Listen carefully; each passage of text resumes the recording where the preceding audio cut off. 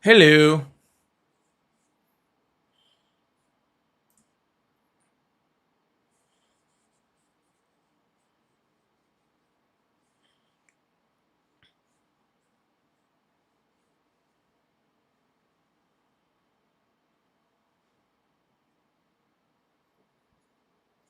Little early time today, huh?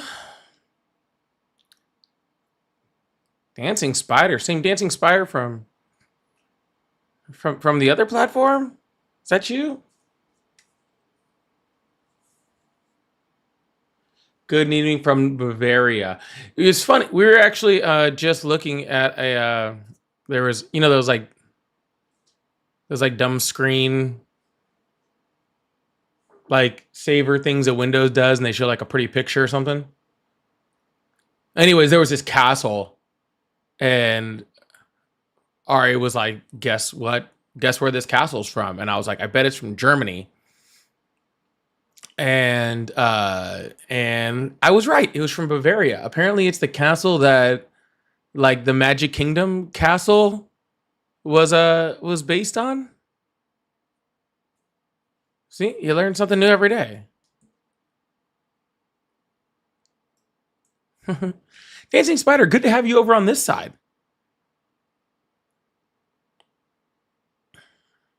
It's much better on this side, and if you really want to have any more fun experience, you could go to the other side of YouTube over there too.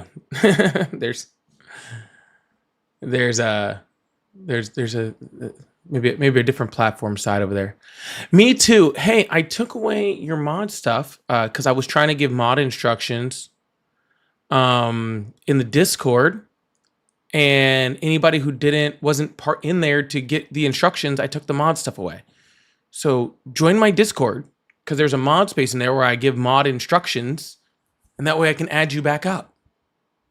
I took it away from like 3 or 4 of you. It was nothing personal. It was nothing personal.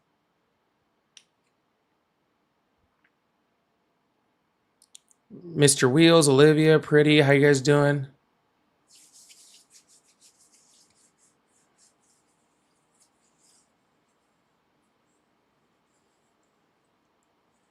Yeah, I need to be able to give my mods instructions on like what I want, muted or what I want down um and just how I want it ran and stuff like that. And so I just need to be able to talk to you guys directly. And so there's a whole mod space in my Discord. So that's all.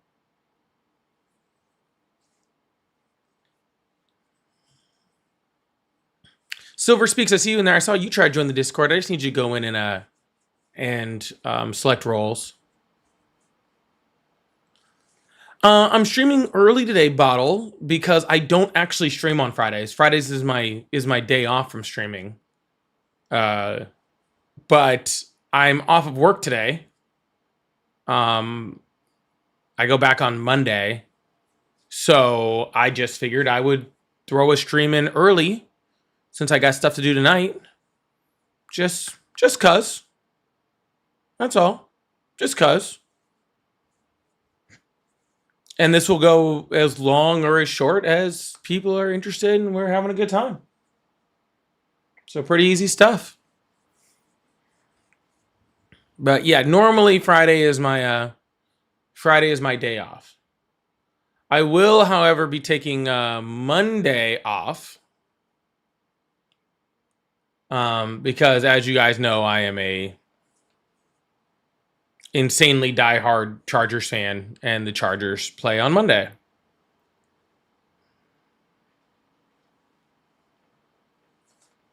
So I will be off on Monday. I won't be here on Monday, but that's okay. You got a Friday instead to make up for it. I think that's fair. Hey, Kayla.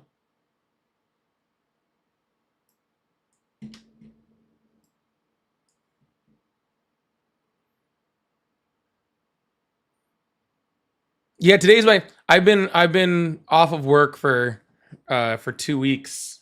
Not like I lost my job. Just like I had 2 weeks of PTO, So I took it all the last 2 weeks, and yeah. So I've just been 2 weeks off. I go back on Monday, so I get a chance to do this a little bit more. Chargers play the Eagles on Monday, so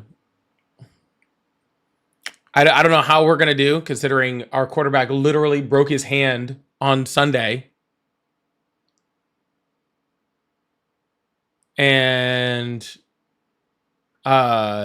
he broke his hand on Sunday, and he's going to play on Monday, which seems like impossible, but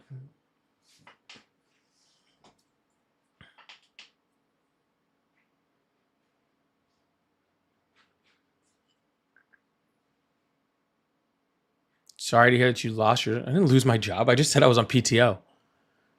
Should have used it over Christmas break. Why? Why?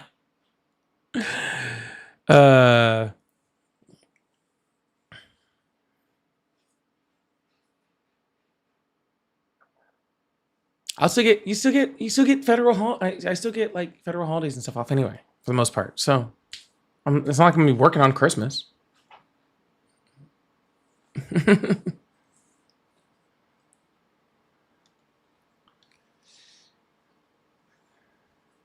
Yeah, it's not his throwing hand. It was his non-throwing hand, and he had surgery on Monday, and Hampton should be back. Yeah, so it's pretty awesome. How about them Cowboys? Those Cowboys choked like hell. I'm not a Cowboys fan. I did expect them to. I did expect them to put up a better fight than they did last night. Pickens is just.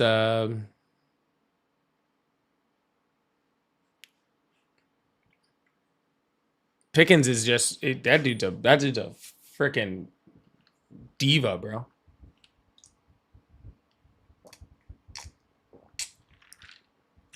Breaking news: Eagles will win. You should win. I just said my quarterback had surgery 4 days ago. If you can't beat the Chargers when our quarterback had surgery on Monday, then what? Like you should quit your team. He's got one hand. Pretty sure he's in a cast right now. He's still gonna play on Monday.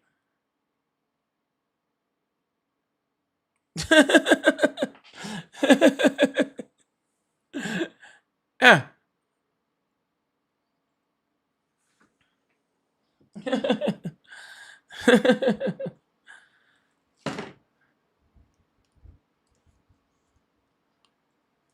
if you don't quit, like stop playing football.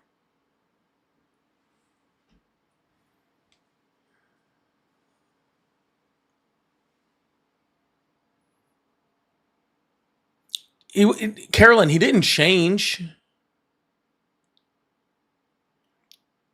He literally he literally like quit on like 8 routes. Just stopped playing football.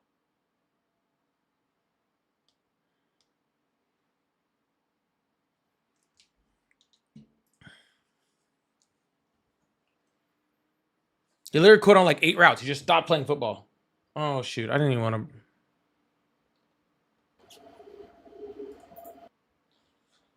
to. All right.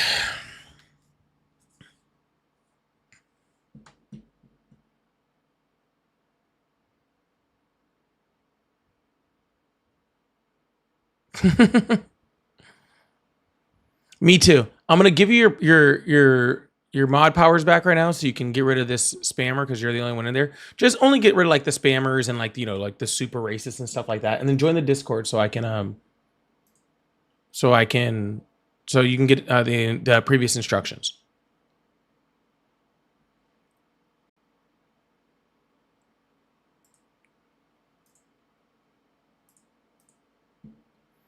All right, let's see who we've got here. I don't do a lot of TikTok guests, but I figure why not? Let's do a few today. I'm in a generous mood today. Why not? Hello? What's up? I don't know. What's up, man? You called here. Yep. What are we complaining about today? I don't know. Again, you came up here, so I don't know what you're complaining about. Yeah. You Are you you you are would you have to answer that question for me. uh, are you America First? Of course I am. Awesome. Yeah. That's why I can't stand Trump. What has he done that's not America First? I don't know, $40 billion to Argentina, creating That's making good. himself the head of a peace board in the Middle East, and putting in tariffs that raise the prices of consumers and U.S. businesses, putting small businesses at risk. Um, What, uh, they can't buy American made goods? oh no, you can't. You do realize that America is the number two manufacturer of the world, yeah? Hmm. Okay. 11% of our GDP Yep, that doesn't change what manufactured. I said at all. Yeah, there's a lot of things you can buy that's made in America. Sure, there are lots of things that you can make that are that are made in, that you can buy that are made in America, but you can't buy all the things that we need that the consumers buy in this country in America. Right. Because you say we're the second largest producer, but what are we the number one in? Agriculture, I believe. Consuming. We are the number one consumer nation on the planet, right? Sure. So while we're number two in production, we're number one in consuming, and we don't make near the amount of things on the level of which we consume. Yeah, I believe we consume 35% of all made goods in the world. Yeah, something like that. So if we shut off or put large tariffs on, manufacturing from other nations, right, and therefore stopping or making it more difficult to get those products or raising the price on those products, then it is going to affect the United States market and the United States, GDP, because we don't have that ability to produce at that level. So let me ask you a question. When you shop for something, is price the absolute factor that you decide on whether or not you're going to buy that product? Depends on the product. Okay. So when you look at import and exports and where something is made, why is that your only talking point when this is discussed? Because the goods that he is shutting off are all of them, right? So No. if he was just No. shutting off, like say, like putting tariffs on cars, then okay, you can make a decent argument to say that that cars could be something that need to be tariff, because again, when it comes to my cars, price is not the only option of things I look at. When I look at things like brooms, okay, I don't really care as much. All right, but since your voice is really recognizable even before my chat started saying this, I know that this is hoodlum. Okay. I never And said it wasn't. are you literally that hard up? Like, have you literally exhausted every single other person on TikTok where you just have to make weird backup accounts in order to talk to somebody? No, this isn't a weird backup account. I've Oh, had this one for a long well, time. because you were literally on someone's live last night debating someone with your normal hoodlum account. And I know that Yeah. because every time I see you on anybody else's panel, I leave. So Well, that like so I sounds I like your know problem. I yeah I know what you sound like. I've been doing this a long time, man. So I'm just like, Mhm. do you ever think like if you have to create weird backup accounts in order to talk to people that maybe you should just like, I don't know, quit doing this? Well, it's because everyone on the left has become fragile and they report people. And so I have You're an not appeal. reported. Again, you were on your account last night. I saw it. I know that's when it happened. You're a liar. I'm not. Why You would just I knew I wouldn't lie? talk to you. But Why anyways, would I lie? because I just said why. So does that make you important that you recognize my voice? No. It just Okay. means So I'm not going are to you talk to you. are you running away from the debate? Yes. Goodbye. Okay. So you can. That was easy.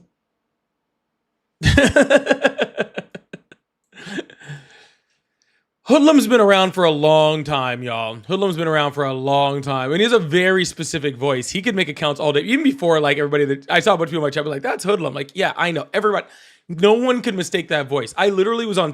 I don't even remember whose live I was on. Like, I was scrolling through lives, and I heard it in my headset when I was like, "Was it Adam's?" I don't know if it was Adam's. It was somebody's. I heard his voice. I wasn't even looking at the screen, and I was like, "That's Hoodlum. Why are they talking to Hoodlum?" And I just left. And I just left.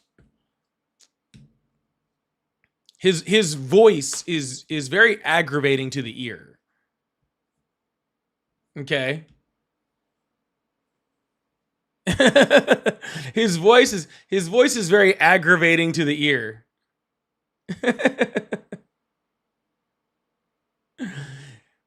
Diva had it. Maybe it was Diva's. I don't know whose it was. It was somebody's, but I immediately recognized it. It's funny how how you can just pick it out real quick. I'm more than happy to have good faith arguments with right wingers that'll have good faith arguments. That's the reason why I don't talk to Hoodlum, because Hoodlum doesn't have the ability to have a good faith argument. Hoodlum has never had a good faith argument in his life. I'm pretty sure when he argues with himself, like his own mental, like I wouldn't be surprised if when he did that, like he had a bad faith argument with himself.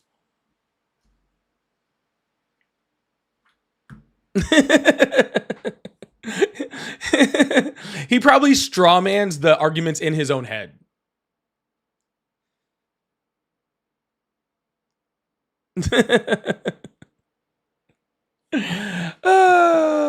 Sorry. It's just the truth. Kayla, thank you so much for the $5 over on Venmo. Kayla said, I'm on a road trip through New Mexico. Need your stream to get me through. Well, hopefully I can help provide that, Kayla. Can we get W's in the chat for Kayla? Just give her a little love as her through her road trip. Kayla's been here a long time and is my resident therapist. Not my actual therapist. She's my live therapist. Thank you so much, Kayla. Hello, how are you?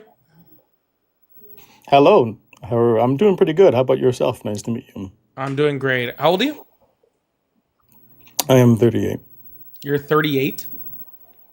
Yeah, Awesome. Do you still support Trump? I do still support him. Awesome. Why is that? He may, well, I support him. Initially, I voted for him, which is still in alignment of why I continue to support him. Was to do with, he's more in alignment with the abortion, tough on immigration, which is what I like. He's laxed on guns. And yeah, that's off the top of my head. Yeah, I don't think he's really any of those things, to be completely honest with you. So you don't think he's tough on immigration? No, I don't. I think he talks a lot of tough on immigration. So then you don't think what he's done in regards to reducing border crossing wasn't really Yeah, I that mean, he much reduced compared to border Biden? apprehensions and reduced, not border crossings, border encounters at legal ports of entry. That doesn't really fix our issue, though. That's fixing Well, an that's a issue. different standard. I wasn't talking about whether he fixed it. I'm talking about whether he combated on it. He's going to reduce it. Maybe he will fix it. Well, he eventually. reduced Maybe he won't. he reduced border encounters at ports of entry, the most of which were seeking legal asylum or some type of legal refugee status at the United States border. I'm not really concerned with those people. Why am I worried about people that are coming here trying to do things legally, being vetted and going through the process? Well, that's a different statement. The original statement is that he reduced the amount of crossings. Whether you care or not, is irrelevant to why I was supporting him. It's him both for ICE, in which to get illegal aliens, which Yeah. has been increasing. So let me ask you this question: under what evidence are you showing that he slowed illegal border crossings? Well, I don't memorize it. Let's go look it up because I did see it. Well, sir, again, when I understood that we have no data whatsoever to show that he's lowered illegal border crossings. We have data to show that he has, stopped, has a lower amount of apprehensions in between border entries, and there's a lower amount of encounters at legal ports of entry. Those are the two stats that we have. Okay, there is none for border crossings, just random border crossings. We won't see numbers of that for a couple more years at minimum. So that's why I'm saying I keep trying to. Why wouldn't we see that for more years? Sir, border is hold monitored? on. I'm almost there.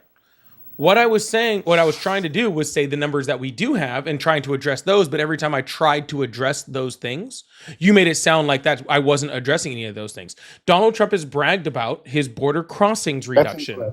Okay, his border encounters a reduction. That's what he's bragged about. He hasn't bragged about border crossings. We don't have that data. You said before. So where can I find this data on border crossings?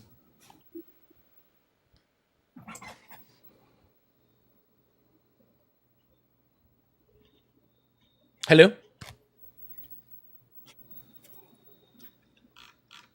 Yeah, by crossing, maybe I was speaking too generally. It was more of, as you mentioned, interactions with those, like you said, apprehensions, right? So those who are attempting which to cross, they would be apprehensions, and then you would see how many would attempt and how many apprehensions, and the decrease as well as the funding in regards to the wall, and more border security, along with ICE activity in detaining illegal aliens within the country. So we're not gonna switch the two up. We're not gonna talk about ICE and Customs and Border Patrol as if they're the same thing. All right. We are currently talking about border No, I'm telling you why I Hold on, voted sir. for him, Yeah, which is but those we're two currently things. that's fine. We can switch over, but we are currently talking. All right.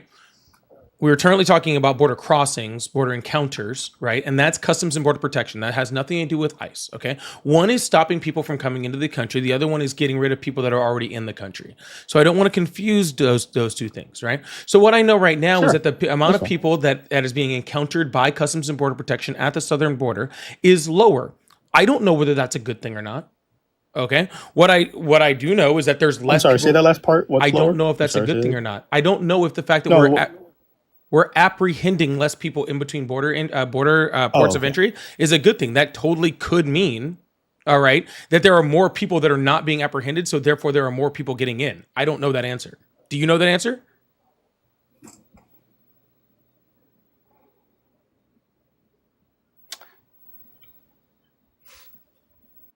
So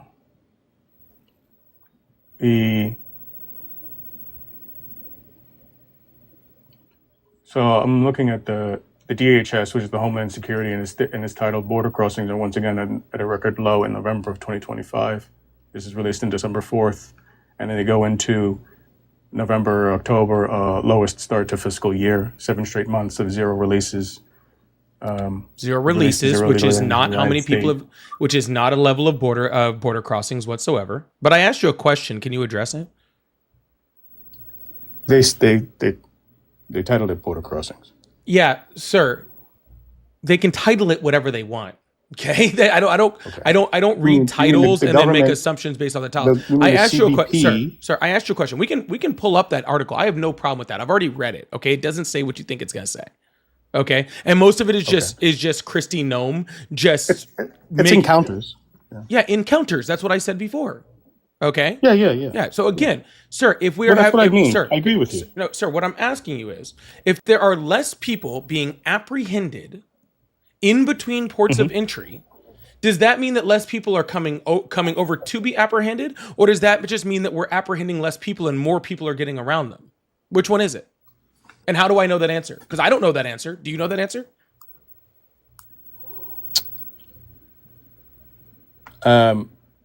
I would think that the traffic that which has been consistent. Well, I would agree with you that they could have gone to other locations, right? And so maybe perhaps in one location it's decreased, another location it's increased, right? So perhaps it fundamentally hasn't changed compared to when he wasn't president. But based on what the government is saying, that these encounters have been decreased, but I'm not sure I see it where it says exactly where they haven't been encounters. It just says they have encounters has been decreased in these time periods. But let's be very Now, I clear. guess if An we can look at location. You Sure. could be right, maybe in that regard. an encounter is Border Patrol doing their job. Okay? Like, Okay. just because there's an encounter is literally the Border Patrol doing their job. All right? I want more encounters. The more encounters that we have, that means the more people that Border Patrol is stopping. And the more people the Border Patrol is stopping means the less people are coming in. More encounters isn't a bad thing or a good thing. People have just made it sound like it's this thing, right? Like, encounters just means how many people were showed up and how many of those people were encountered by Border Protection, Customs and Border Protection, right? So saying, less people are showing up. Yeah, I assume less people are showing up. Why are less people showing up? Because people that are coming here legally, all right, are being sent to detention centers, are being sent to foreign countries they don't belong to, are being, thrown on the ground, are being, harassed by police and by non-police, because we have a problem right now because of Donald Trump's masked ICE agents and stuff like that, that they're being, that they were having false ICE officers going and, using vigilante justice, right? So yes, I probably agree that more people that were legally allowed to come here, right, are coming here less. So they're encountering the Border Patrol less. I don't think that's a good thing. I want people that are legally allowed to be here, right? When it comes to other people, right? People that, that are coming over here, not being vetted, that are sneaking around, those people could be, doing human trafficking. They could be doing drugs. They could be, bringing drugs. They could be doing all of those things. I don't want those people here. But those people don't seem to be the concern of, those people don't seem to be the concern of the Trump administration whatsoever. Their concern seems to be specifically on people that are seeking asylum, people that are seeking refugee status. Hell, right now, his concern seems to be Somalians that are U.S. citizens. So I don't see how these numbers tell me anything except for the fact Fraud that cases. So Somalis, you're referring to the fraud case situation? well, there is a fraud case situation. That is correct. But you do know that those fraud You case mentioned people were Somalis. you You those mentioned people. Somalis. So Somalis is in reference to the fraud case situation, right? Donald Trump called Elon Omar. What's her first name? Whatever. Representative Omar. I forgot how to pronounce her first name. But anyways, he called her a garbage person and said pretty much Elon. I was right? Ilhan. There it is. Ilmar. Oh, Ilhan, right. Yeah, Omar. Ilhan Omar, Ilhan right? Omar? They Yeah. said she was a garbage person and that she pretty much needs to go back to where she came from. She's a U.S. citizen and a member of Congress.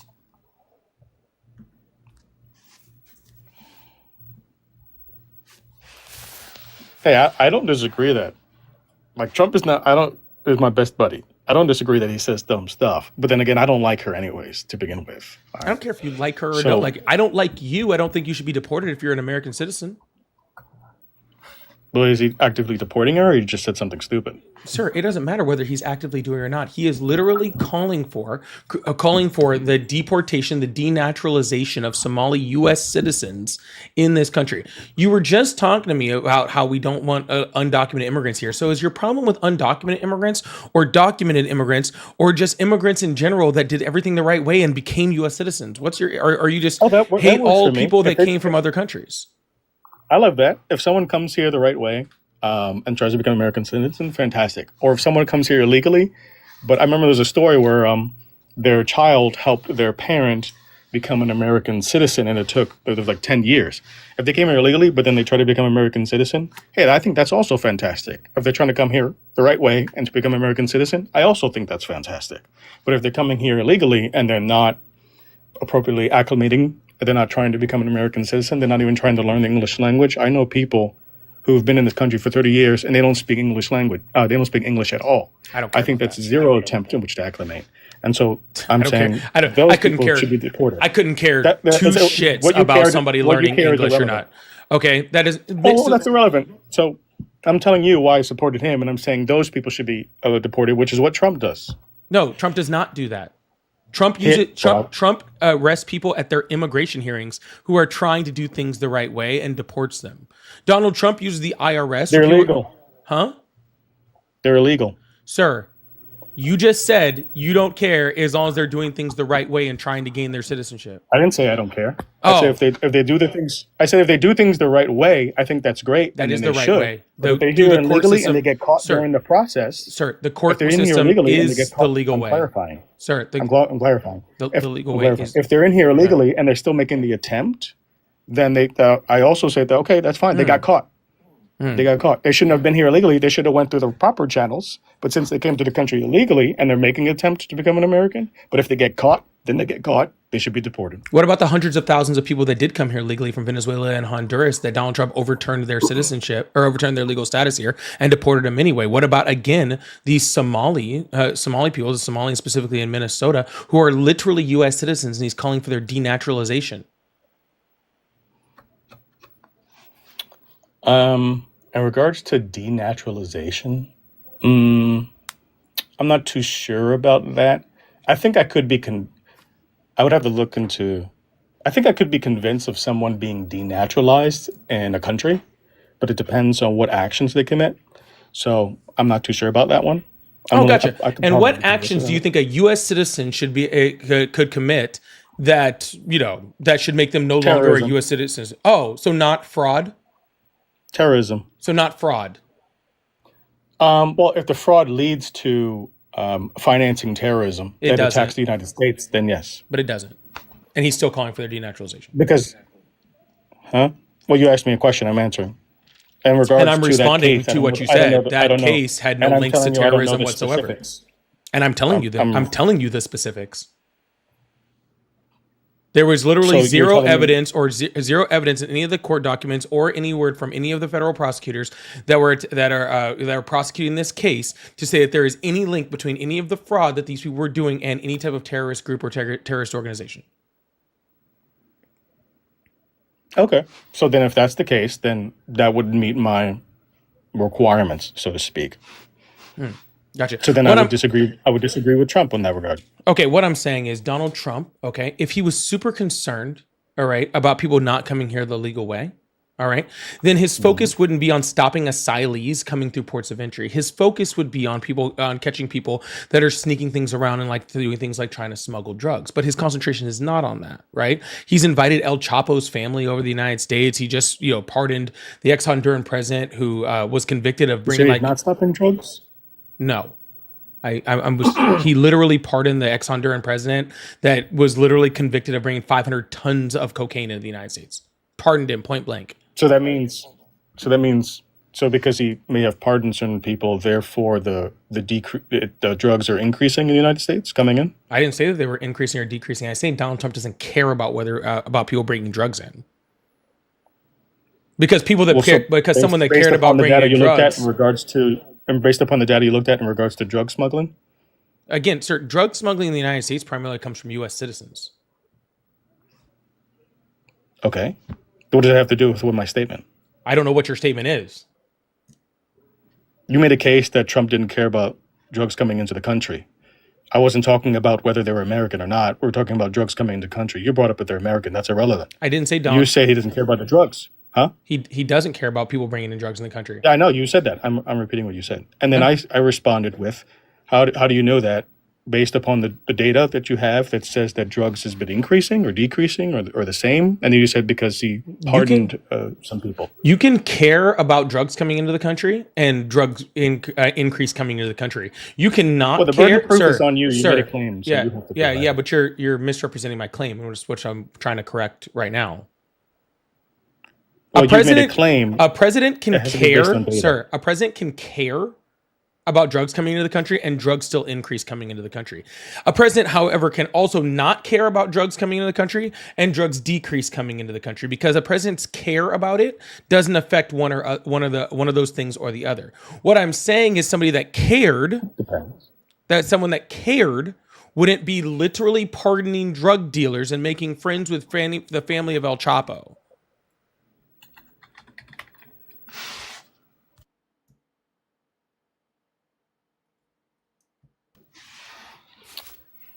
I don't know the specifics, but I probably would agree with you that those people shouldn't be pardoned. But then I also think there's also practical applications in regards to the power that certain evil people have, that you can use them for the benefit of reducing certain things. Just as the United States has worked with many abhorrent individuals in different countries or mobsters to help them reach end goal. So I'd say it depends.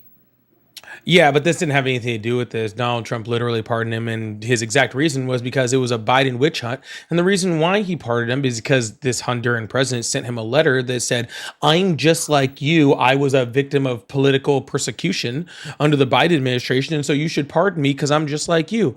And then he did it. That's all. So then that shows. So then, has he done something in regards to the reduction or the increase, or just nothing at all in drugs coming into the United States? Have you looked at that? I have looked at that. We don't have data on the complete increase or decrease right now. So you don't have data on. There's no data in regards to fentanyl apprehensions or the amount that comes in. Sure, there's data or on in fentanyl regards to apprehensions. boats driving in the United States, or the usage of it, or the fentanyl increasing in regards to individuals perhaps getting it. Fentanyl has not or decreased in dying. the United States. The level of apprehensions, I believe, are about even, maybe a little bit lower. But the level of fentanyl in the United States has not decreased. The level of fucking cocaine in this country has not decreased. The level of deaths based off those drugs has not decreased in any way in the slightest. I believe they're up. Where do I go for that? What sources are you using? I believe the CDC has good data on that. Okay. Hey, listen, I'm willing to, if it's increased or if Trump hasn't done much in regards to actions in regards to the drug trade, then I probably would be on your camp in that regard. That it seems like he's not doing what he says he should, or other aspects in that regard. Yeah, again, sir, what the entire point of this argument is that Donald Trump did not fix the border situation. He did not fix our immigration problem. He didn't even come close, to be completely honest with you. He hasn't even really What does touched fixing it. mean? What does fixing it mean? It means that we need a new Because law. I didn't vote and say I said I voted for him because he's going to be tough on immigration. As to whether you fix it or not is Well, what up do in you the consider air. tough on You're immigration saying- then, sir? so what do you Because you think? can be tough and we still have more undocumented immigrants coming in. We have people that are terrorists coming in. We can have more drugs coming in. We can have all of those things and still be tough on immigration. Because if I don't know what tough Yeah, means, and you can ban schmurder, and schmurder could increase. Exactly. It's more about So the what is implementation. tough? It's more about the implementation of the actions, financing the appropriate governmental systems to give them more resources, more manpower, more technology in regards to the border wall. Reduced incentives and things of that nature. Yeah, more all of- apprehensions in all- regards to ICE. Like yeah, those all of things those is what I'm things, talking about in tough. all of those things were in the Langford bill that the Biden administration tried to pass, and Donald Trump called Congress and told him to stop it. So if Donald Trump really cared about fixing many immigration, pages was in that bill? sir, I'm still in the middle of a sentence. Thank you. How many pages? I'm still in the middle of a sentence. Thank you. If Donald Trump really gave a shit about fixing all of those things that you just talked about, because literally that bill would have given money for the wall, it would have increased border patrol, would have given them more equipment, more technology, would have increased their budget significantly, would have gotten asylum seekers out of the country faster, by having their court cases get the time between court cases actually get reduced, more judges, more clerks. It would have done all the things that you just mentioned, literally. Okay. And Donald Trump called Congress and told them to stop it because for a fact, because he knew he couldn't run against Biden on immigration if Biden fixed immigration, right? So if Donald Trump really cared about all those things you were talking about, we could have had this thing fixed in There was always 2023. laws that was enacted that would reduce the immigration before the bill was even implemented. Do you know how many pages was in the bill? Why does how many pages? Because are in many the bill? bills get rejected, and then they go through a process of negotiations, and then they'll pass it. So it depends, because you can have something that might be wonderful in the bill, but then you have something that they can wholeheartedly disagree with, so they reject it, and then so they can try to negotiate to put the wonderful thing in, and then remove. But that's not what happened here. horrible This had a 98% approval rating in the Senate, and Donald Trump called Congress and told them not to pass it so that he could run on immigration against Biden. This had nothing to do with any of the words you just said.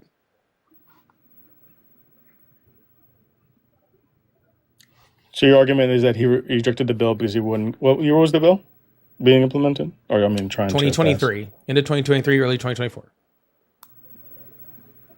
And you're saying that Biden wouldn't be able to deal with the border because that bill.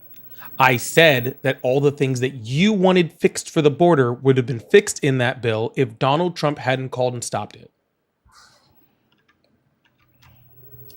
So what was the previous law before that bill was trying to be implemented? That stops that Title 8, doesn't the help same government- that doesn't help policy the that we're government under right from- now. from passing.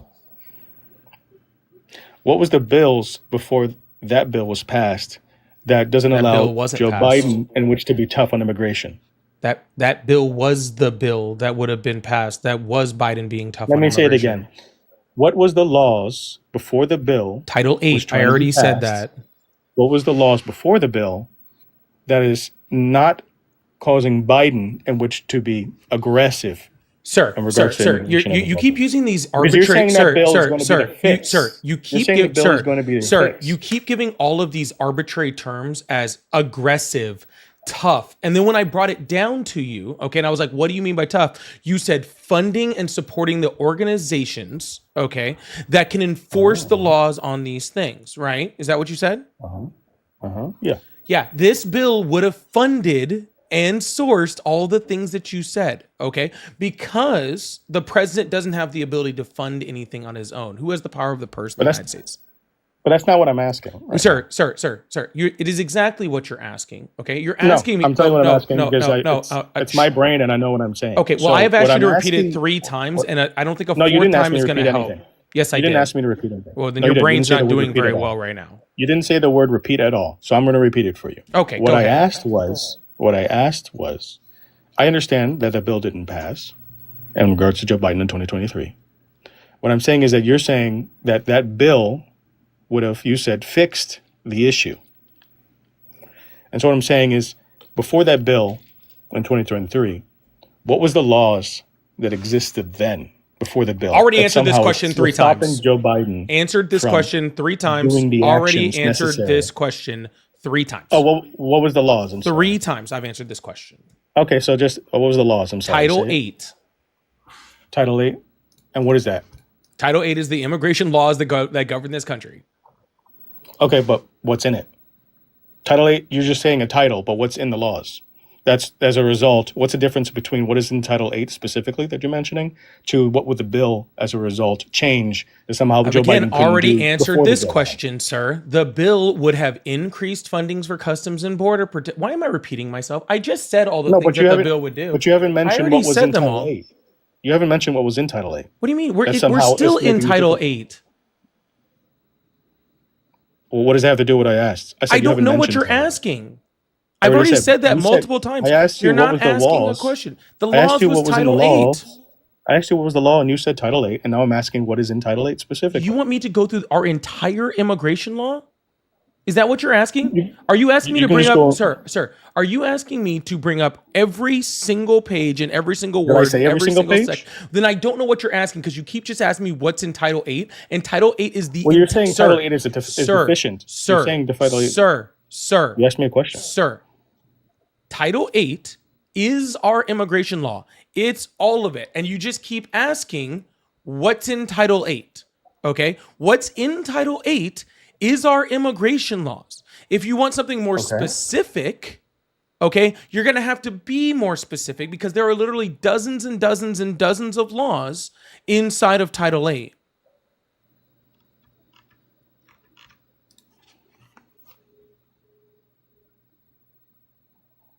So if you want a better answer, you're going to have to ask a better question. Better question then. Okay, so Title 8 is insufficient in which to reducing the, or I say fixing the immigration in regards to the border, right? Thus, trying to implement the bill. Sure, I guess close enough.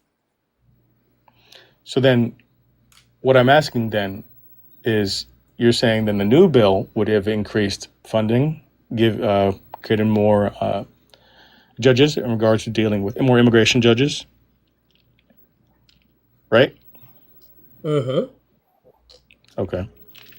And so what I was asking was in regards to, so Joe Biden couldn't fix, because I don't think he was even doing a good job to begin with within Section 8. So Section 8 isn't, because we have more, the border crossing is, from what the DHS is stating, is in a better circumstance, even when we're under Title 8 during Trump's presidency as compared to Joe Biden's presidency under the same Title 8.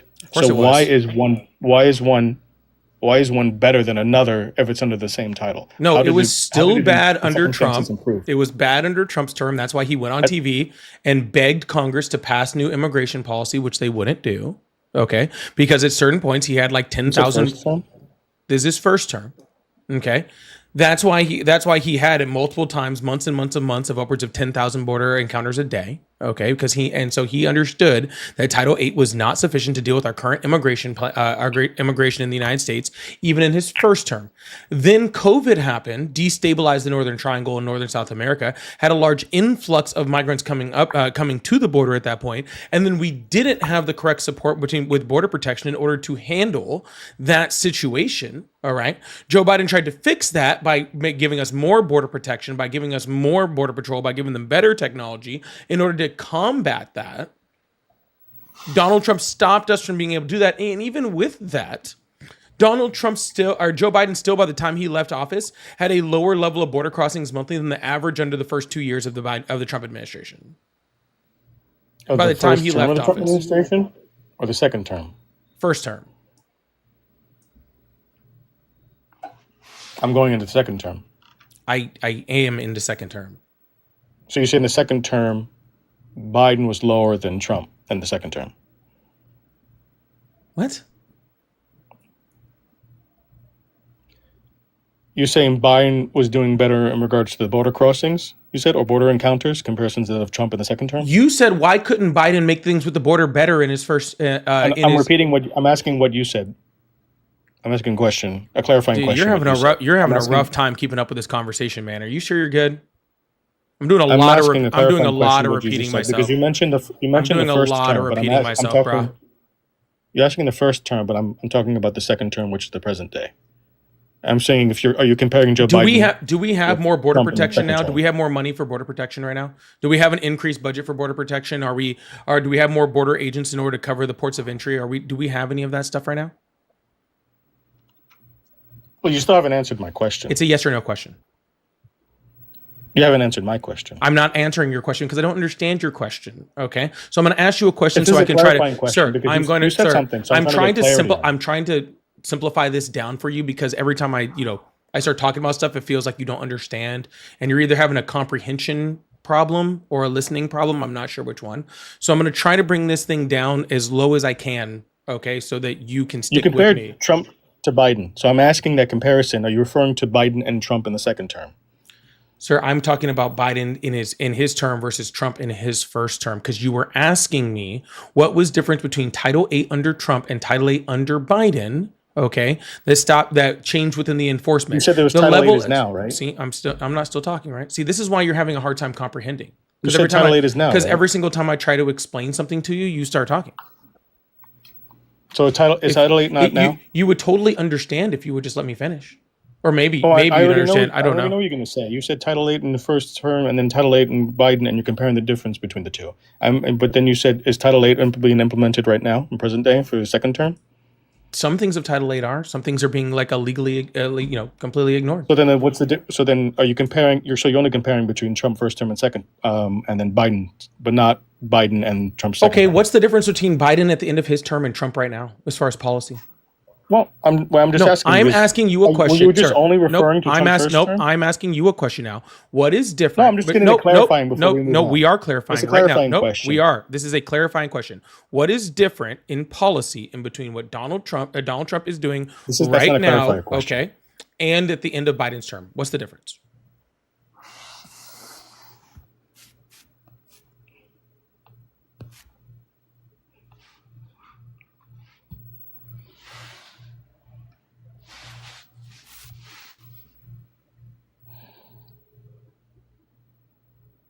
I'm sorry, repeat that. No, I'm good. You have a good one, okay? Okay, I'm not doing this anymore. Nope, I'm good. Y'all, please make sure you hit that follow button, hit that subscribe button if you haven't already. Guys, there's in that YouTube, there's like almost 400 people. In that one, there's like 150. I expect it to be low because I'm not supposed to be on today. And I don't go live on, I don't go on Fridays, and I sure as hell don't go this early. So make sure you're coming in, saying something in the chat, making sure YouTube and TikTok know that you guys are there. I really appreciate that. If you guys like support, I do have super chats and all that fun stuff, memberships, and all my pay links are in my bio. Mora, I thank you so much for the Venmo. I really, really appreciate that. We're saying they will never understand why Americans think it's a flex to say they don't want people to speak another language. Coming from Panama, we believe the more languages you know, the more educated you are. 100%. 100%. Again, as I've said before, I lived in Europe for a couple years, and knowing multiple languages is very common. It's very, very common. So yeah, I don't know why we speak English. This is America, and in America, we speak American.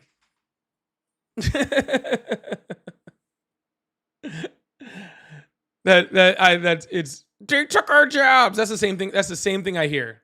I don't want to press 2 or press 1 for English. It's like, bro, calm down. All right, we're gonna open up the phone line, see if we get a caller in here. I really appreciate you guys. Thank you guys so much for being here today. And we're gonna have a nice relaxed live and just kind of hang out for a bit. Is that cool? Just gonna have a nice relaxed live and hang out. Hello, how are you? Hello. Hi, how are you? I'm good. How about you? I'm doing great. How old are you? I'm 22. Awesome. Do you still support Trump? I do. Awesome. Why is that? That is, let me just a minute, because I think our actor number one would have to be, according to the CDC, in the first 11 months of his presidency, there's been a 24% decline in drug overdose deaths compared to the previous 12-month record. And fentanyl deaths have gone down 76,000 from 2023 and 24. Overdose deaths have also gone down by 76,000, and that's all I want to say. Well, nothing of what you said was true, which is, I assume, why you hung up without actually addressing any of that, because you knew that any even tiny bit of scrutiny to what you said knows that fucking that's not true. You always know that they don't have much to freaking say when they immediately just hang up the phone because they know that, addressing any part of their conversation would be a complete lie. That's funny though. I'm gonna start doing that on other lives. I'm gonna start going into lives and just being like, the CDC reports that fentanyl overdoses are up 8,000% under Trump, and then I'm just gonna leave.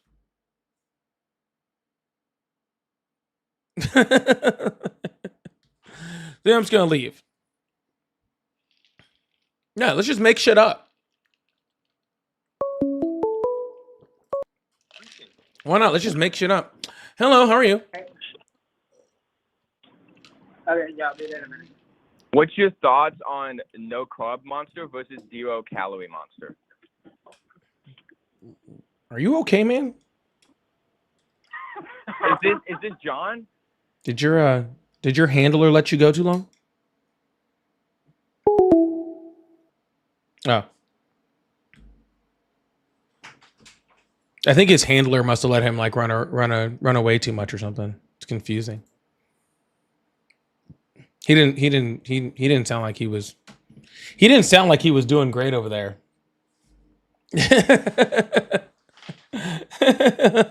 Poor guy.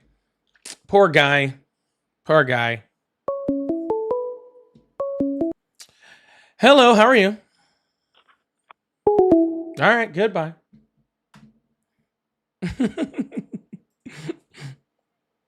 I shouldn't have put that up there. I shouldn't have put up there.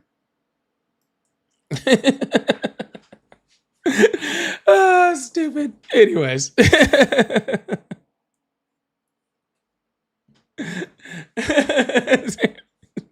0 calorie IQ. That's great. Yeah, exactly. Like you can act like if you're on like the on TikTok or something like that, you can accidentally request up and that you can't accidentally call my phone number. You know what I'm saying? That doesn't happen.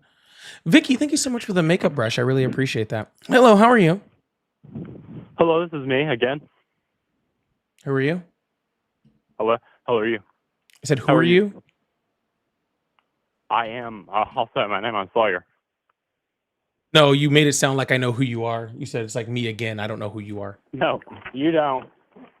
Sorry about the sound, just a minute. But anyway, what are you asking me? Sorry. Why do you support Trump? There's a lot of reasons. Well, would you care to say one? I'll say, let's think. There's a few reasons. I would say probably number one would have to be border crossings. Definitely. Illegal border crossings. Can't say as though it's as tough as I'd like it to be. But I also, illegal border crossings have gone down exponentially under his term. And why? Previously under the Biden administration, which was 2021 to 2025, we had the highest amount, and this is backed up by data, of illegal border crossings Yeah. And How do you know border Trump crossings are said- down? Sir, I already had this conversation with the last guy. Can you please show me one piece of data that says border crossings are down? Yes, I can. Where's that at? There's actually multiple. I just need one. Go to. You probably don't trust border. What I don't know if it's called the border. What they put out because of course President Trump. Because said, who? So you won't believe them. If I give you data from the border Sure, give it to me. people, you probably won't believe that. Because Sure, by give it Trump, to me. So let me see just a minute. Just a minute. Sorry. I'm sorry. I'm not trying to be slow. I'm kind of a. I'll let you know I'm right working now, as if you're I'm- talking about the data from the Customs and Border Protection, their data only talks about border encounters and border apprehensions, but not border crossings. No. I've looked into it extensively. So Okay. Yeah. You can say that. so if you want to internal show me where it government says border crossings, I'll be more than happy to take a look at that. But it doesn't. Okay. Yeah, it does. It does let me not. see. It talks about border apprehensions and border encounters. I already had this No. exact conversation with the last guy. He looked it up You know on what? the You wanna- screen. He looked it you wanna know up during the something? live. You want to know something? So Right here. Let me see. Well, there's a total amount of you said that it isn't you can't find any information on border crossings. You're saying. you just told me that Customs and Border Protection talked about lowering of border crossings. Customs and Border Protection talks about the lowering of border encounters and the lowering of border apprehensions. Those things are true. As far as border crossings, that is not something that they have data on Customs and Border Protection. I'm telling you that. Now, if you have data from someplace else, that's fine. Or if you can show me where I'm wrong on that, that's fine. Okay. Let me. But I'm not. Okay, I'm sorry. I am getting this. Just not. I mean, like probably 200 feet from my Wi-Fi meter, and so give me 20 seconds. Here, just a minute. The CBP reported an 81,000 encounters nationwide. Encounters. Which is Encounters. Encounters. which That's what I is- said. Encounters. Yes, that's correct. But that's a 66% drop. No matter what you say, no matter what you argue, that's better. Even if it's not at the border crossing. Sir, It's encounter. listen to me, okay? If you want to talk about border encounters, again, I just had this conversation. Did you just tune in? I did 30 minutes ago. Okay, because we just did all of this. We literally just did this entire conversation. Okay? A border encounter is what? What is a border encounter? When they see them coming to the border, literally. Correct. Okay. So if there's less people that are being encountered by the Border Patrol, does that mean that less people are showing up? Or does it mean that less people the Border Patrol is actually seeing? Is it a possibility? Well- Is it a possibility that the reason that less are encountered because more are finding another way in? It would seem to me that data right there would be evidence of they're meeting them at the border. No. Is it? I asked you a question, sir. If there are less people being encountered by Border Patrol, is it also a possibility that just less people are being seen by Border Patrol and therefore they're finding a new route, going around, going through different ports of entry, going through tunnels, going through whatever situation in which Border Patrol is not counting them? Isn't it possible that the exact same amount of people are showing up to the border, but Border Patrol is catching less of them? Is that or is that not possible? That's possible. Okay, cool. So therefore, your data, the data on But- encounters, doesn't mean really anything except for the fact that people that are more likely to be coming here legally are not showing up. Because again, a large amount of the people that are coming into the Biden administration that were on these border encounters were seeking asylum, which is a legal form of immigration into the United States. Right now, Donald Trump has essentially shut down asylum at the southern border, so less people are coming in and encountering the Border Patrol who are trying to do it legally. What you are arguing to me is that less people are trying to come into the United States legally, and I don't necessarily see that as a bad thing. Okay. What about this? There has been 238,000 apprehensions along the U.S.-Mexico border in the year 2025 alone, which is the lowest, the best since the 1970s. That's 50 years, and that's apprehension. Hold on. That's the lowest? Okay. So the to less US people that 2025 were stopping coming through ports of entry, in between ports of entry. And you're telling me that's better. You're trying to convince me that the Border Patrol apprehending less people in between ports of entry is a good thing. I would think that I would want them apprehending more people in between ports of entry, because that's how I know they're stopping more people. More people. There's been 238,000 apprehensions along the U.S.-Mexico border in the fiscal year 2025 alone, which is, of course, probably in January to now. Wasn't there like 400,000 last year under the Biden administration? I don't know. I do know this, and I can't bet my life on this, but I think I could be wrong, that there were more. I've read this. I'm not going to bet my life on it, but I do think that under the Biden administration, there were more illegal border crossings in U.S. history. And this isn't just me saying it or Trump speeches. This is data. Of course there was. There was more border encounters. More people showed up at the border and were encountered by Border Patrol.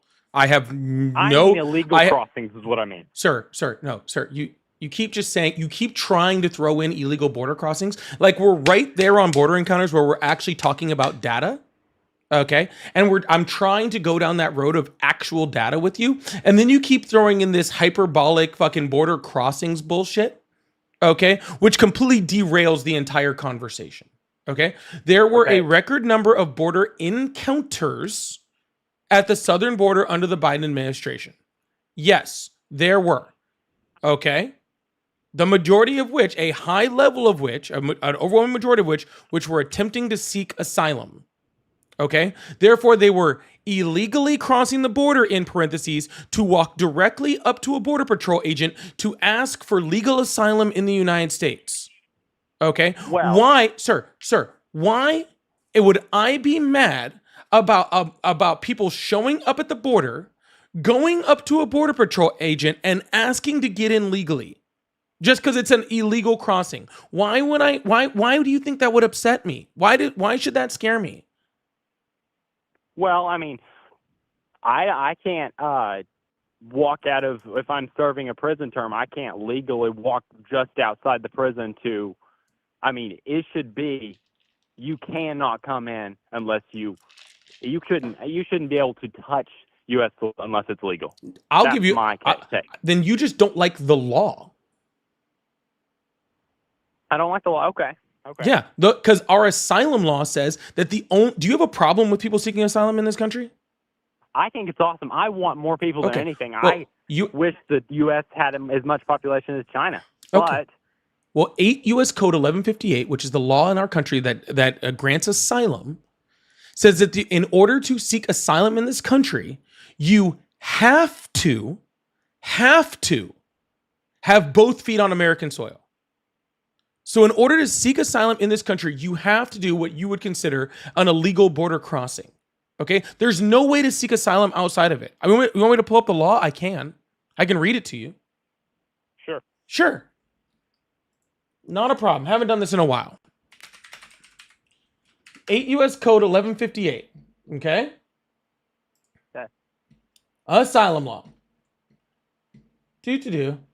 And I'll put it up on the screen so everybody can read it with me so nobody thinks I'm like BSing over here or anything like that, okay?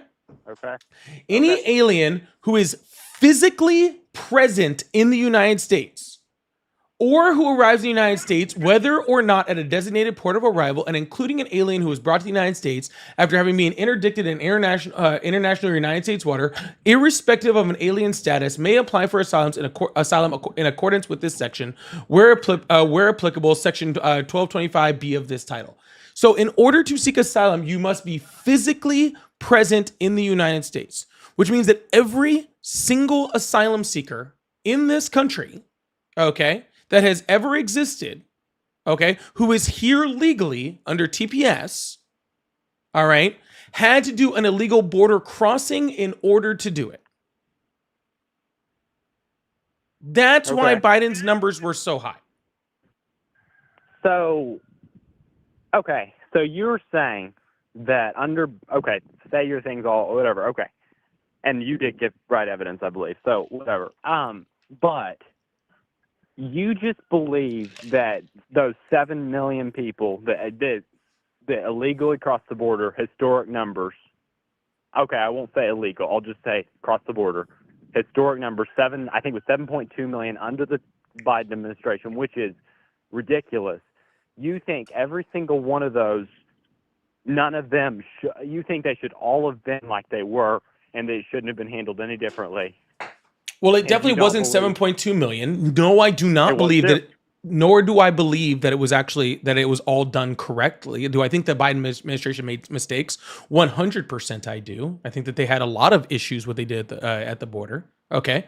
But we also saw Okay. a record number That's of fair. repatriations at the southern border. You know that, right? Or sorry, what you would call a deportation if you're not familiar with that terminology. Okay. There was 685,000 deportations at the southern border just in 2024. The Trump administration isn't even going to get near that, right? Not even going to get in the ballpark of that, right? But nobody talks about those huge numbers of repatriations because they're all hung up on this crazy number of just border encounters for some reason. Sure. Yeah. So you're not like against deportations totally. Of course not. Okay. Why would I?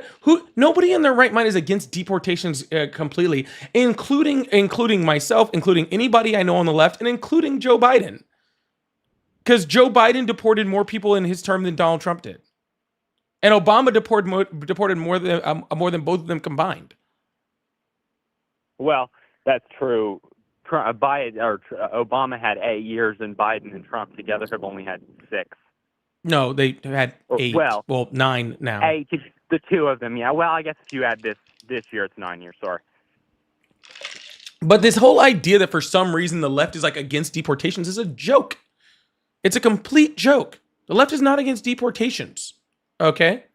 The left is against locking people out of the country that desperately are in fear of their lives or desperately need help. The left is against burying fucking razor wire in the Rio Grande to help try to trap and drown women and children trying to cross the border. The left is against separation of families, zip tying children out in the cold, or pepperballing priests, and making ICE the largest military or 5th or 6th largest military in the world, like larger than the IDF.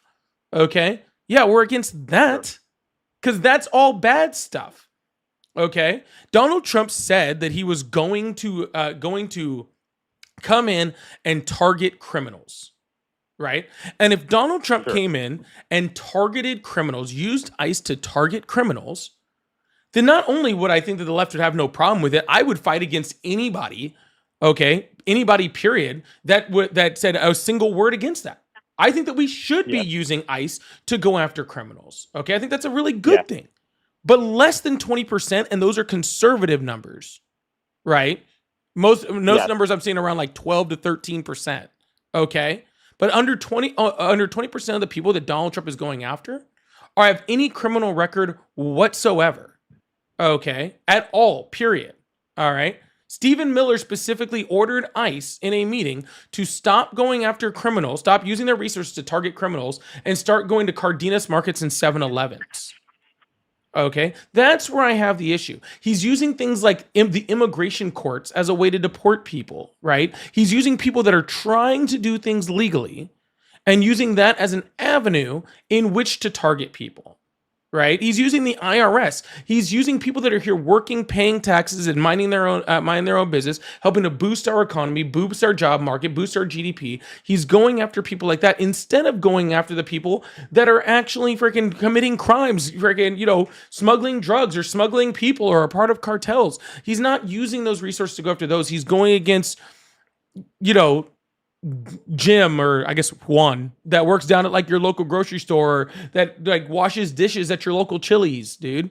Like it's a matter of who we're targeting and why. And let's also not forget that, right? When he targets, whoever that immigrant that's working down, at that as a dishwasher in Chili's or as a busser at at your local Applebee's, when their jobs go away, guess what? The jobs of American citizens go away.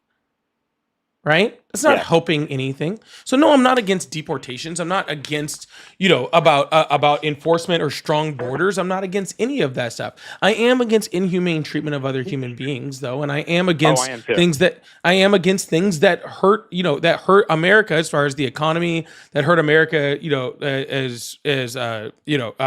morally or economically or any of these things. Those are the things I'm against, and those are the things Donald Trump is doing. Yep. I think. I mean, I will say this. I do. I think that. I think we'll have to agree to disagree on this. So I believe that Biden's handling of the border was absolutely horrible, and I'm not.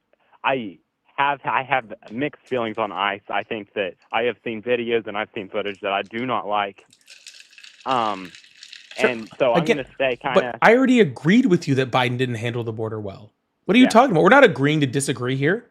No, I'm saying I'm agreeing that I believe Trump's policy for the border has been better. You don't think that? No, I think it's But I will say unequivocally worse. Right? I do. Will says I really I like this conversation because I love debating I truly love. I'm not a person that just wants to only give my opinion. Trust me, I like hearing other people's opinion. I like hearing what people, and also you've really given strong evidence for what you say. It's not that I agree with it per se, but I like that you don't just rattle off stuff and like some people do, and I appreciate that. All right, yeah, no problem. Dude, I'm not saying that Biden did a great job. Biden did try to implement policy that would have helped a lot.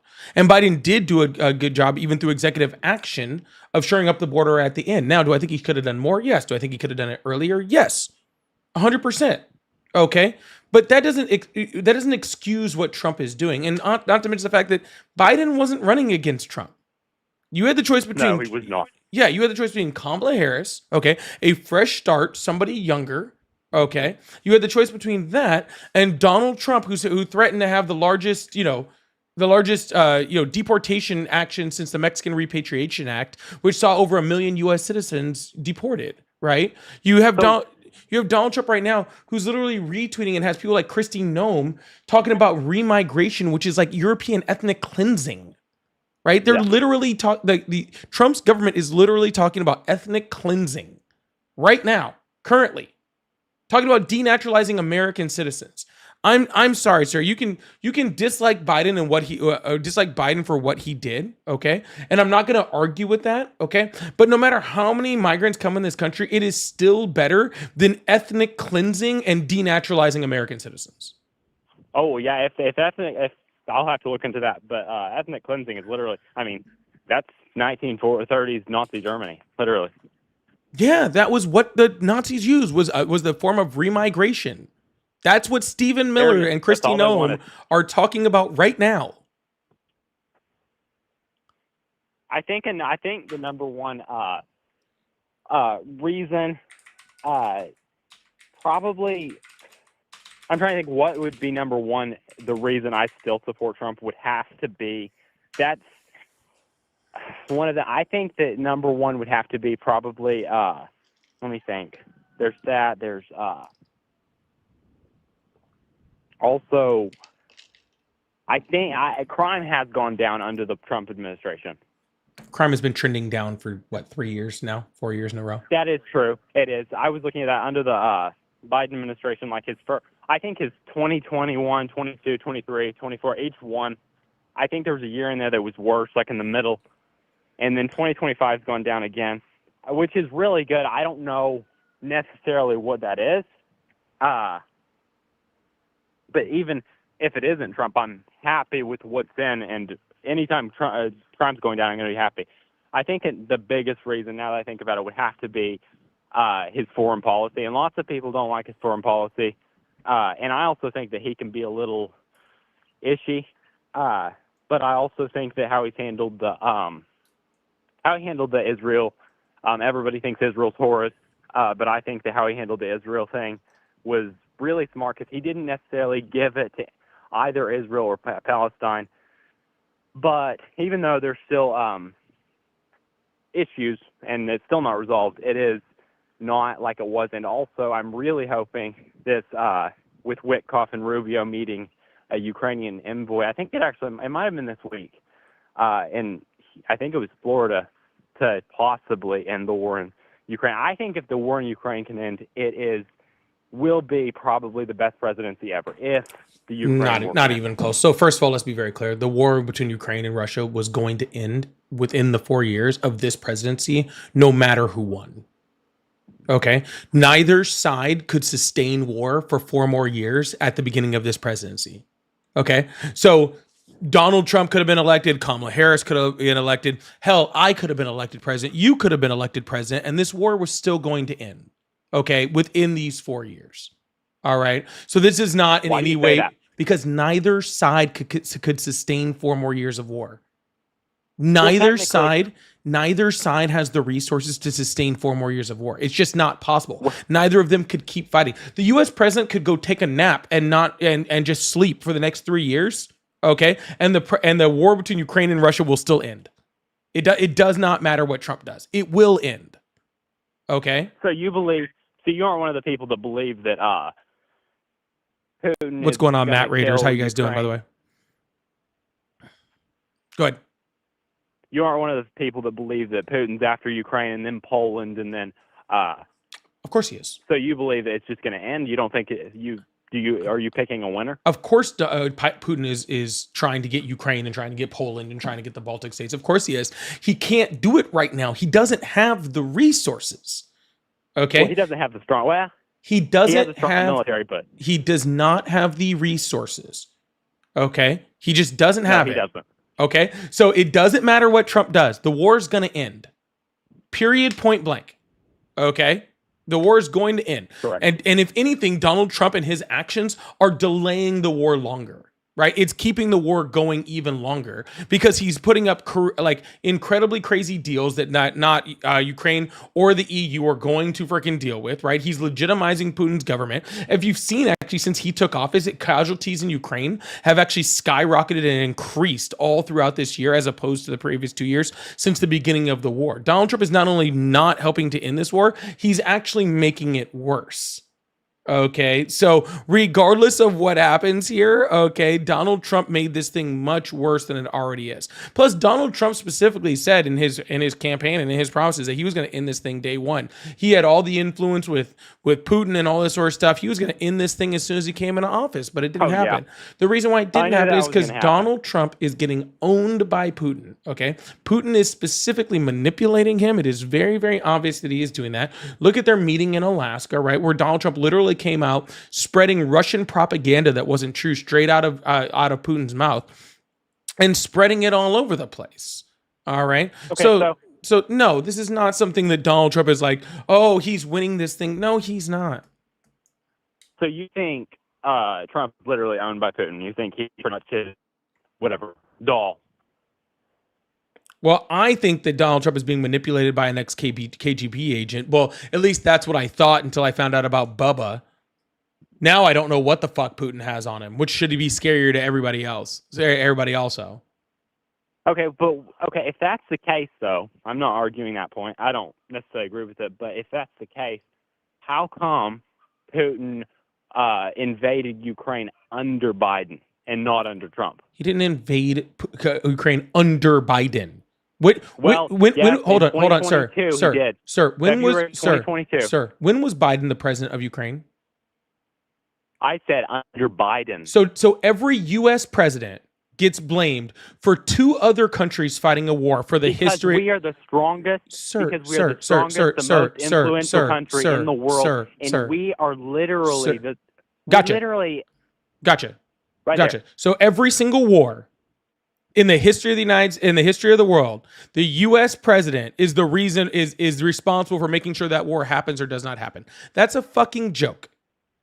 Okay. Well, the United States has only been a thing since 1776. The reason why Putin invaded Ukraine is because Ukraine actually had a legitimate case to join NATO.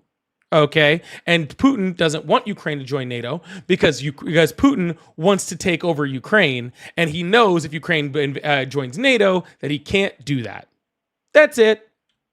Number one thing on the list of things that Putin wants is for it to be put in the constitution of Ukraine that they never join NATO.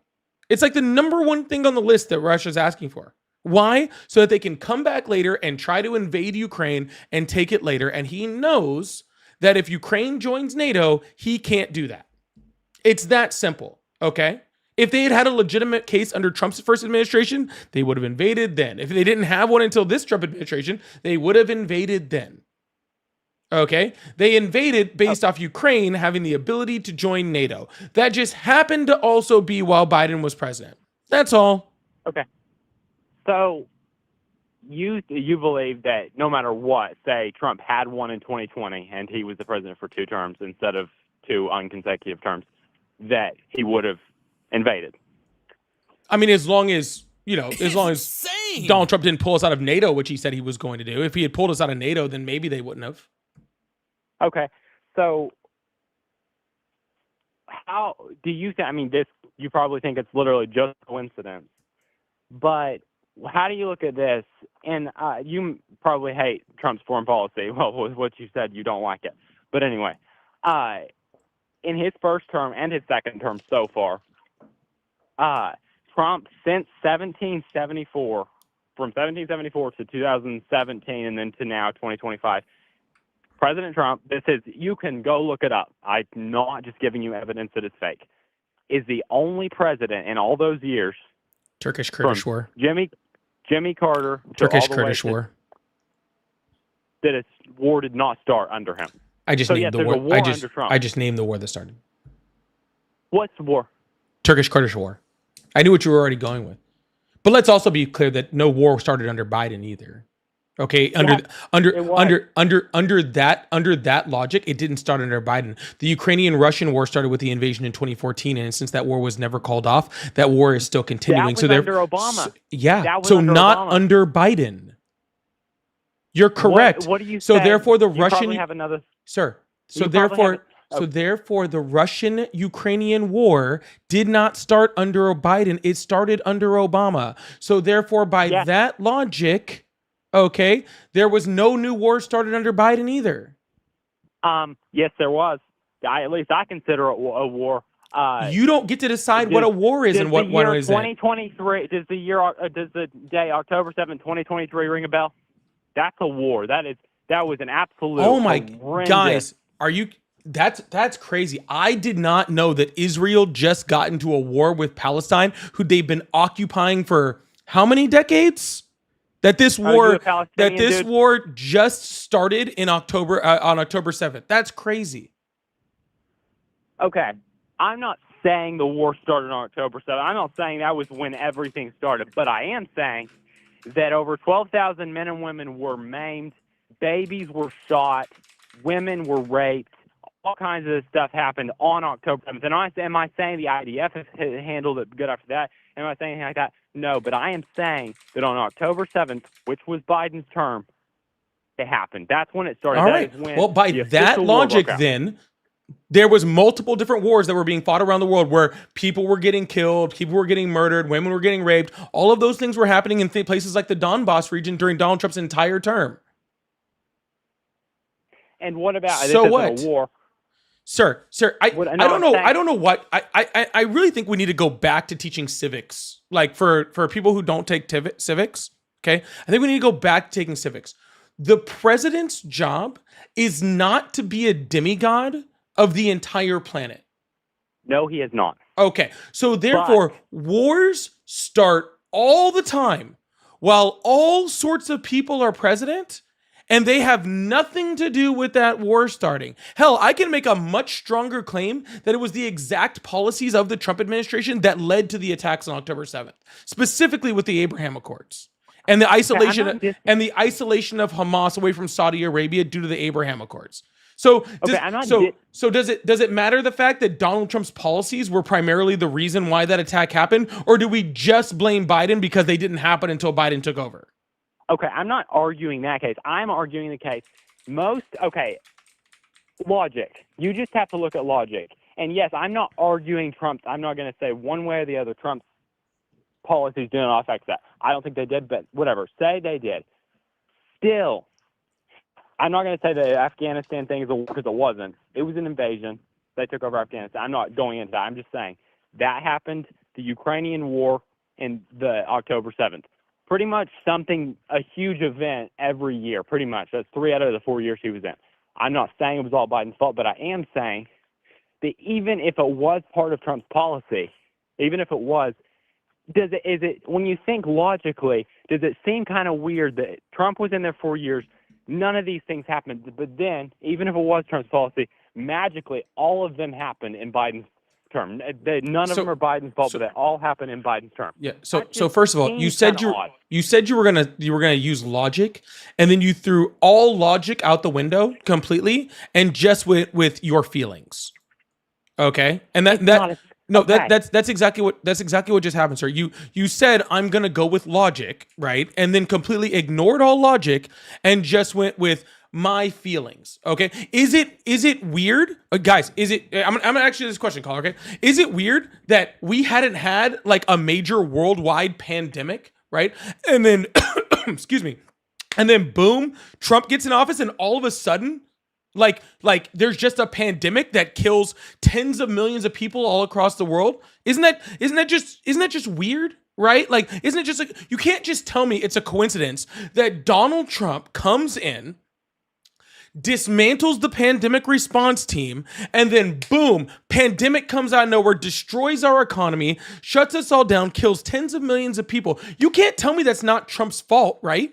That has to be Trump's fault. It's just weird, right? Like, let's use some logic here. Okay.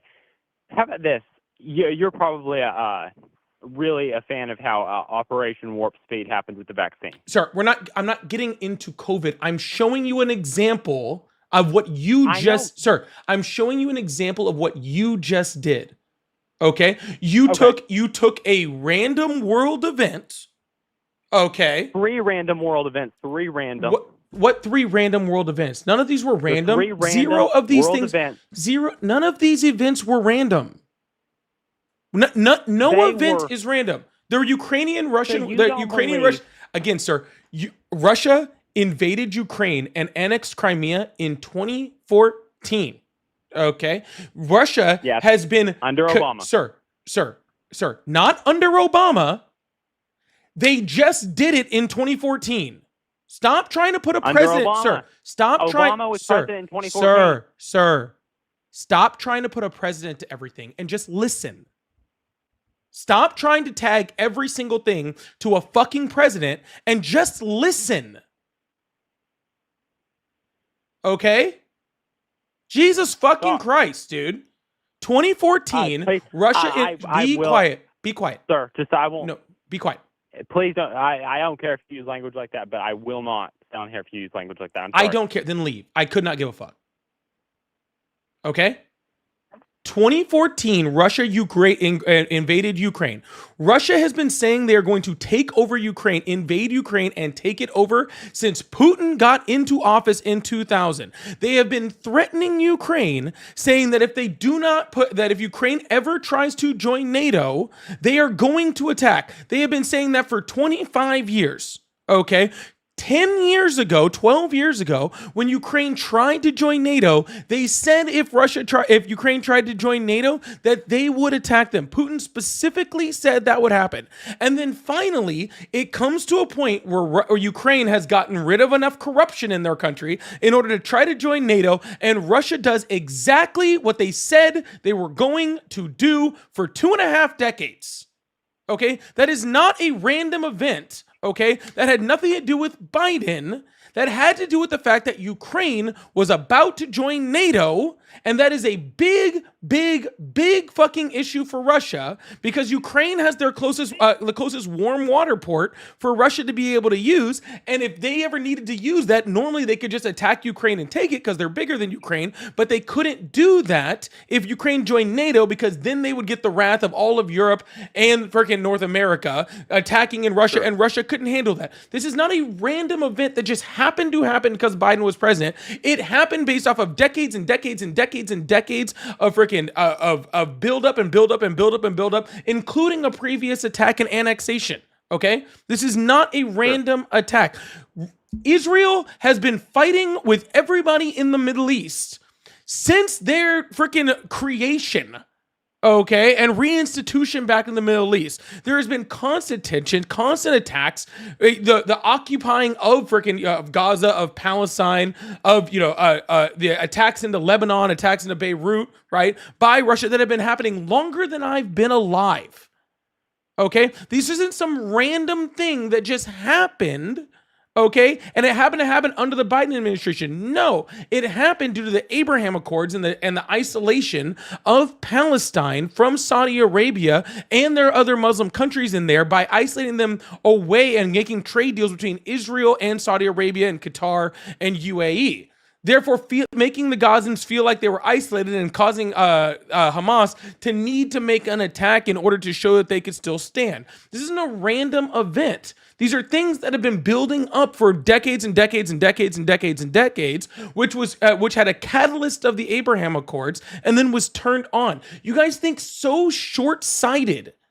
It's so short-sighted, okay, to just sit there and be like, Joe Biden was president, so everything's Joe Biden's fault. Or Donald Trump was president, so everything is Donald Trump's fault. Or Obama was president, so everything is Obama's fault. Things are more complicated than that. Okay? Things are a lot more complicated than that. You have to be able to think with some type of depth, okay? With some type of foresight, with some type of understanding. Okay, you can't just blame the person sitting in the office and just say, oh, he's up there, so therefore any world event that I don't like, I can blame on them. It's a ridiculous stance, dude. It's a ridiculous stance. So stop being like, dude, things happen that Obama can't control. Things happen that Trump can't control. Sure. Okay? I'm pretty sure if Trump could control world events, that freaking we would actually have a real world ending to the war in Russia and Palestine, which we don't have, and the war between Russia and Ukraine would be over. But it's not, because Donald Trump can't fucking control that. Okay, there's only two people that could start the war between Russia and Ukraine, and there's only two people that can end it. The only person that was able to start it was Vladimir Putin, and the only people that can end it are Putin and Zelensky. That's fucking it. Those are the only two people. Okay, Biden did not cause Russia to invade Ukraine. Circumstance caused Russia to invade Ukraine. Okay, a weakness in their military strategy caused them to invade Ukraine. Not Biden, not Kamala Harris, and not fucking Trump. None of them did. So please, for the love of God, stop trying to just tag everything in the fucking world based off of who was president at the time. That's not the way it works. We didn't blame fucking Roosevelt when the Nazis invaded Poland. All right? We don't just blame every single world war on whoever the president of the United States is just because we're a military power. It's ridiculous, man. It's ridiculous. It is. But you have to admit, I think you'll have to admit this, that the United States is literally, this isn't just because we're a superpower, no. And I'm not, whatever you just said, all of that, whatever. And I'm still not going to say that none of it was Trump. I'm not saying that. All I am saying is it's just odd if you're only blaming Biden. It's just odd. I'm only blaming Trump. It's just odd that out of the last 50 years, the only wars that began were unended. You don't believe the Ukrainian war began under Biden, whatever.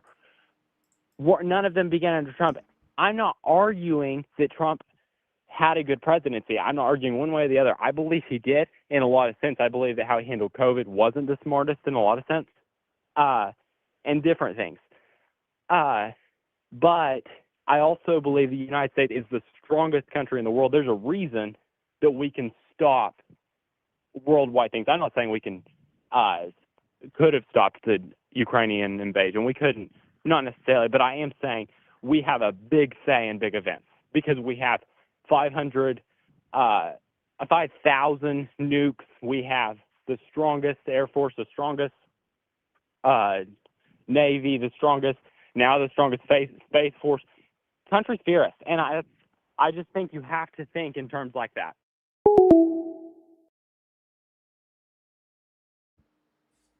Oh, he ran.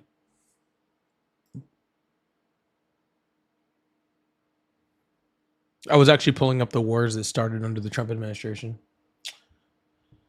September of 2020. Let's see, November 2020. Let's see. There's a couple of them.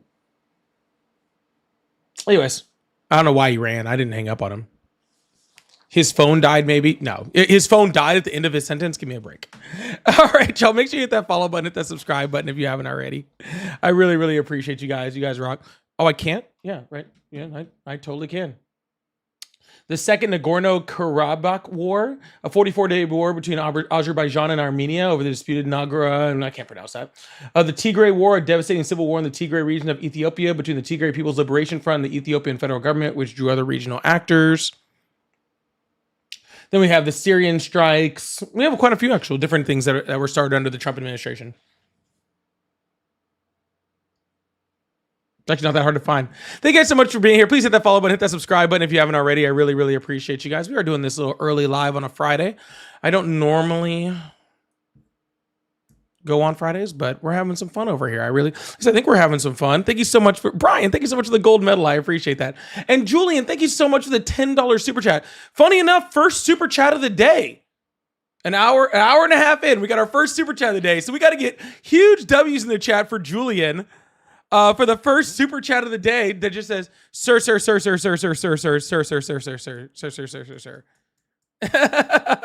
Thank you so much for the $10 super chat. I really, really appreciate that. Thank you so much. We're going to keep this thing going. Actually, I might as well leave that up for a while.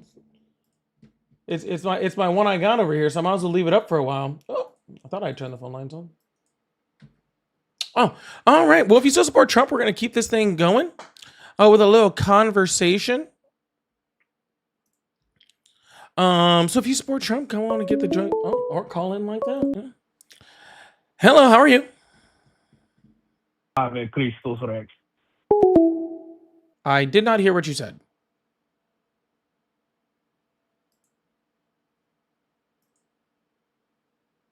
Well, I had someone in the TikTok guest request box, and they also left. Make sure you guys are making sure you guys are following my page. Please turn on those notifications also, so you guys know when I go live, in case I ever do some little special stuff like this. So very, very fun. Make sure you guys watch my videos too, because I know how many of you guys watch it, and it's not as many as I have here. So some of y'all are slacking. Hello, how are you? Good, Dem Zombie. How are you? You just call me Dim Zombie. You're a Dem Zombie. I mean, I kind of like that Biden was. Did you believe Biden was competent? I kind of like the zombie part. I'm not a Democrat. Did you believe that Biden was competent? I'm not a Democrat though. Can you just call me like a progressive zombie? Oh, okay. So you're a progressive, right? I am. I'm just saying. So that means you're for big government control, right? All I'm just asking, instead of Democrat zombie, I would just prefer progressive zombie. Since I'm not a Democrat, so, let's make it a little more accurate. Okay. So the progressives are for big government control, correct? Or you could just go with super hot zombie. I like that too. Okay. So you're a progressive. I like being gassed up. You're a progressive. So you're for big government control, correct? For big government control when it comes to what? See, this is how low info, low frequency you progressives are. Bernie, AOC, and the gang are for big government control, and you don't even know what that means. Bernie's a Democratic That's socialist. That's why you're a zombie. That's why you're a zombie. Bernie's a Democratic. Are you saying that Bernie's a Democratic? Are you saying that socialism isn't big government control? Is that what you're telling me? Sir. Zombie? Sir. What I was saying is that Bernie Sanders is a Democratic socialist, which is not the same as a progressive. So, okay. So what politician? Maybe you need some help over here. I think I see. There's two of you guys here. Maybe between both of you guys, like you guys Bernie, can get a good state. Who do you like? So who do you like? Who is your ideal candidate for president? Maybe between 2028. Maybe between both of you guys can figure out what a progressive and what a. Progressives are for big government control. They're for more taxes, regulations. What don't you understand, you zombie? So that's why I asked you in which sector you're talking about. He didn't know that progressives are for big government control. The host guys get flustered. I agree because they're not. You're a moron. Oh, okay. Well, I understand that you guys want to talk. Are you going to let me actually say anything? Who's your candidate? Just tell me who your ideal candidate is. Who's your candidate? You're my ideal candidate. You can't even name. You can't even name a candidate. I like that one. That's a good one, isn't it? Zombabe. I like that one too. Zaddy You're a zombie. Zaddy zombie. I like. So that did you believe that Biden was competent? Was Biden competent? True or false? All right, you don't want to answer that one. Is Mexico dangerous? True or false? That was Is a hell of a Mexico pivot. dangerous? That was a hell of a pivot, wasn't it? Well, you can't name it. You can't. You're coming up with a donut with a zero. So is Mexico dangerous? I don't know, every time I Yes try or to no? answer like a question with any type of depth, you just cut me off and start yelling again. You So I have just no figured I would depth. stop. You have no depth. You're stalling. Is Mexico dangerous? How are you doing, Dirk? Well, I'm What doing a moron. fantastic. I'm listening to this guy cook you, and you look very flustered. Yeah, I'm He's super getting flustered. cooked. I'm getting so cooked, That's guys. what you call getting cooked. Guys, can we get some frying pan emojis in the chat for how bad I'm getting cooked? Progressives are for big government control, but you don't already even know that. already said that part, sir. You're a Are you, doofus. Does he think are you progressive is small crashing out? government? Are you Is crashing out? progressive small government or Are big you government? crashing out? I was hoping between both of you guys could get like a cognitive This statement guy is a Well, I together. mean, this moron, guy's dude. covering it for me. What do I This need guy to is say? a moron. Oh. But you're a dime a dozen. All the progressives are low info, low frequency, just like you. Mm. You don't even know what you're voting for. You're a buffoon. You're getting cooked. He doesn't even know You what guys to are say. doing great, by the way. Yeah, we are. You think you're doing You're well? getting wrecked. You're Yeah, not even you're saying right. anything, No. host. Yeah, Can I you don't. define woman? I don't. just whining. I don't do this whole just like yelling and screaming at each other like on random topics. No, you like, get that's not cooked. really that's not really my thing. You just get wrecked. so You get wrecked. again. If you guys would like to have like some type of coherent, direct conversation, I would be more than happy to have that. Okay, progressives are for big government or small government? If you just give those two options, then it would be a larger government. Yeah. Okay, so you're for big government control, correct? What do you mean by control? My God. It's just, see, this is what we're dealing This is with, the best the dude. Democrats have. I'm This again. is it. I'm What do you again. mean by the This word dude gets control? this dude just gets rousted. He gets again- wrecked on TikTok all day. You guys literally don't. Can can't you understand. define woman? See why I'm trying to make Can you a define statement? woman? I'm not Define a woman. Democrat. Okay. You're a Yes, progressive. you are. No, I'm not actually. You are a Democrat. You're a Democrat. Name a Okay. Republican you support. I don't support any. Oh, okay. Name a Democrat you support. You don't support any? We're Democrats. You No, dumbass. I don't really support them either. You don't support any Democrat? No, so that's what why do I'm you not- Who that's do you why advocate I'm not a endorse for? for Democrat. 2028? Hmm? Who do you endorse? I don't Who do endorse you anyone endorse? for Name one person. 2028. Did you vote for Kamala? No, I did not vote for whatever you No, you just said. didn't vote for Kamala. No, I definitely did not Why vote for did, whatever okay, why you so did just what are you said. crying Kamala about on refuse to here all secure day the then? border? What Why are you did vouching Kamala for? refuse to secure the border? How many doses of the vaccine did you get? And how old are you? I And how much hold on, estrogen do you take per day? I think I need to get like Do all you of these. smoke I think the I need to pole? start taking notes. Okay, so hold on. Do you smoke pole? Let's see. What You know he does. You don't need is to ask that. a woman? Oh, yeah, he does.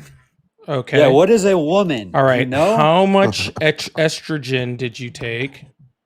How many much vaccines did you get? Estrogen. How old are you and how many vaccines Okay. How many vaccines How did I many get? poles do you smoke per day? Vaccines did I What get? gang runs your Hold on, block? I'm still past this. Something, gang runs your street? something about a bunch of Republicans talking about male genitalia as normal. Male genitalia. They love to talk about Did male you believe in genitalia. the? Did you believe the Russia collusion hoax? Russia collusion. All right. Let's We see if could we get should that just go one. through all the hoaxes that I this know, I know. buffoon. Just false- all the hoaxes. We'll just put all hoaxes. That's pretty good. Dude, All you're hoaxes. done. I gotta go, man. All I know this hoaxes. guy's Is boring, this- dude. I thought he'd be is more this my- fun. is I this think the I proved list? my point, man. What a dope! I got the list up here. Is that And then everything? you have people in Dope. the chat going, "Whoa, this host is so good. He's destroying the What a guest." dope! This He's a guy's zombie. not saying anything. He's a zombie. I told you he was a zombie. Literal NPC. A hot zombie though. A zaddy zombie. NPC. We did figure that part out though. Hey, dude, when you stand for nothing, you fall for everything, man. Stand for nothing, fall for everything. He doesn't know that progressives are for big government control. Like, what the fuck is wrong with you people? What a dope.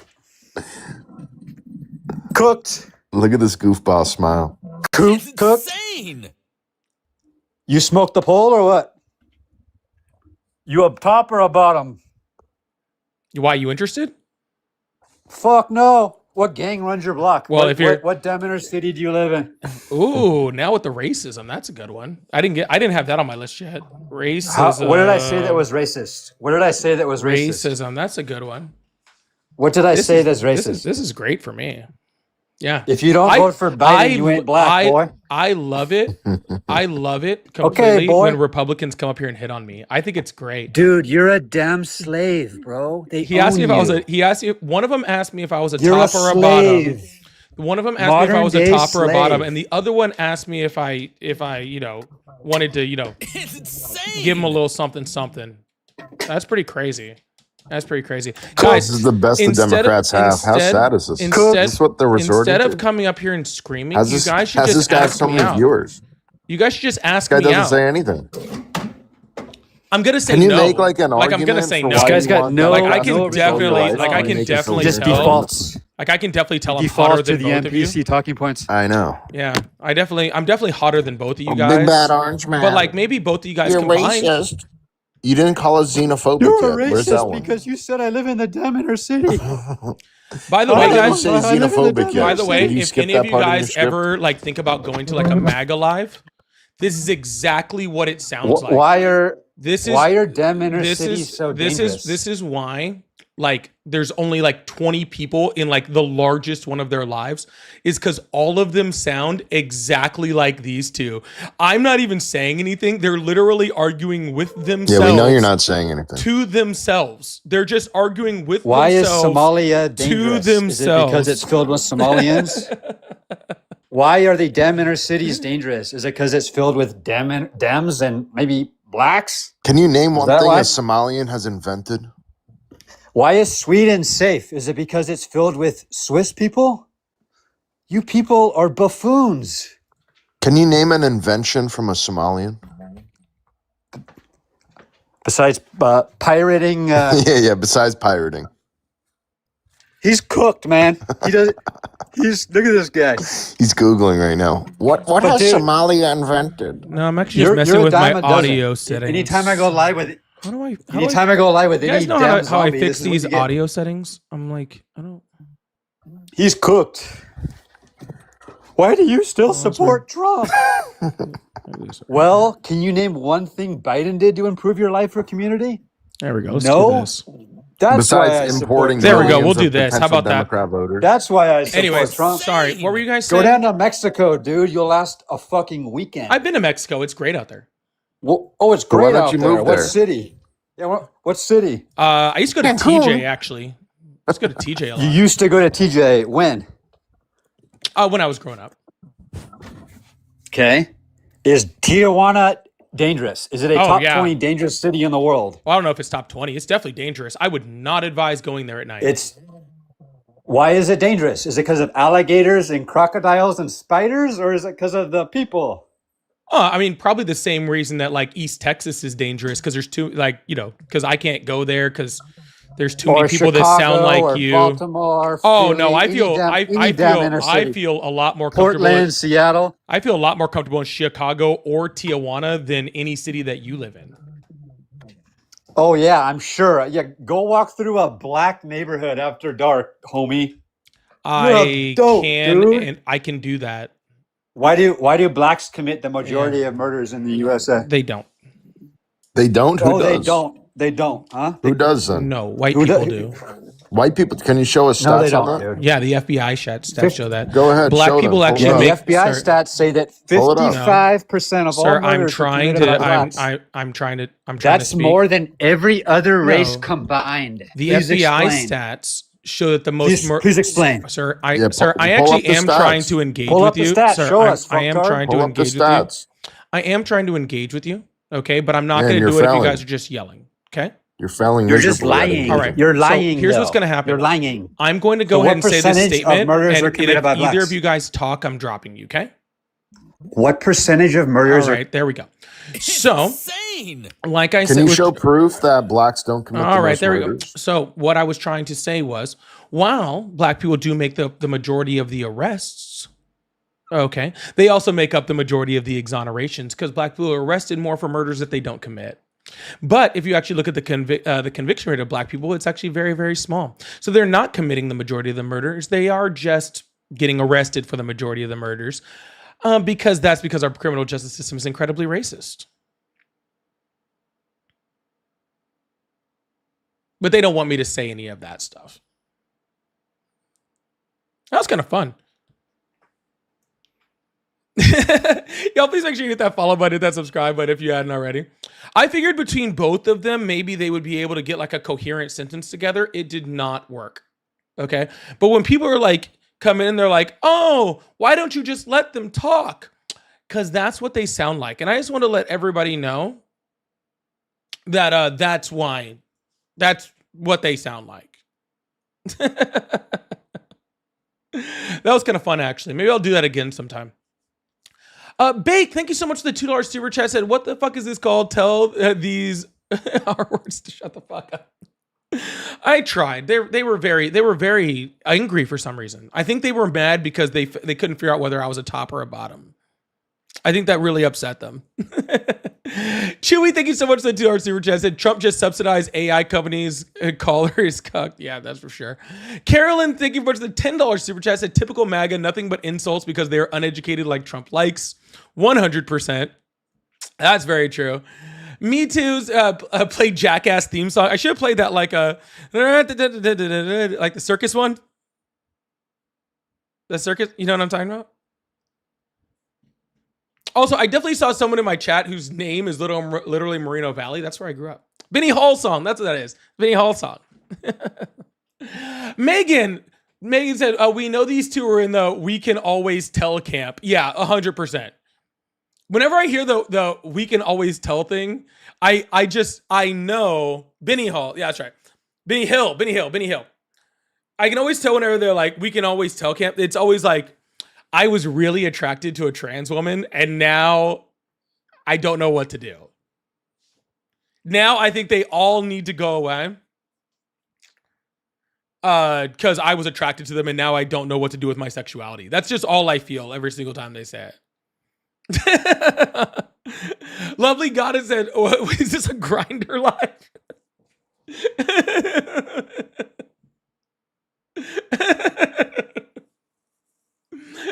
I think that's what it became, actually. I think it turned into a Grinder live at some point. Linus says, for zombie support, cook these two. They are literally not worth trying to cook. Like, really. I'm not going to sit here and just jump from subject to subject to subject with them. If one of them actually wanted to have a legitimate conversation, I would do that. But I got better things to do than to listen to those two freaking just circle jerk each other or whatever they're doing. But thank you so much, Linus. I really, really do appreciate that. Huge W's to the chat for Linus. I did cook them. Oh, okay. That works too.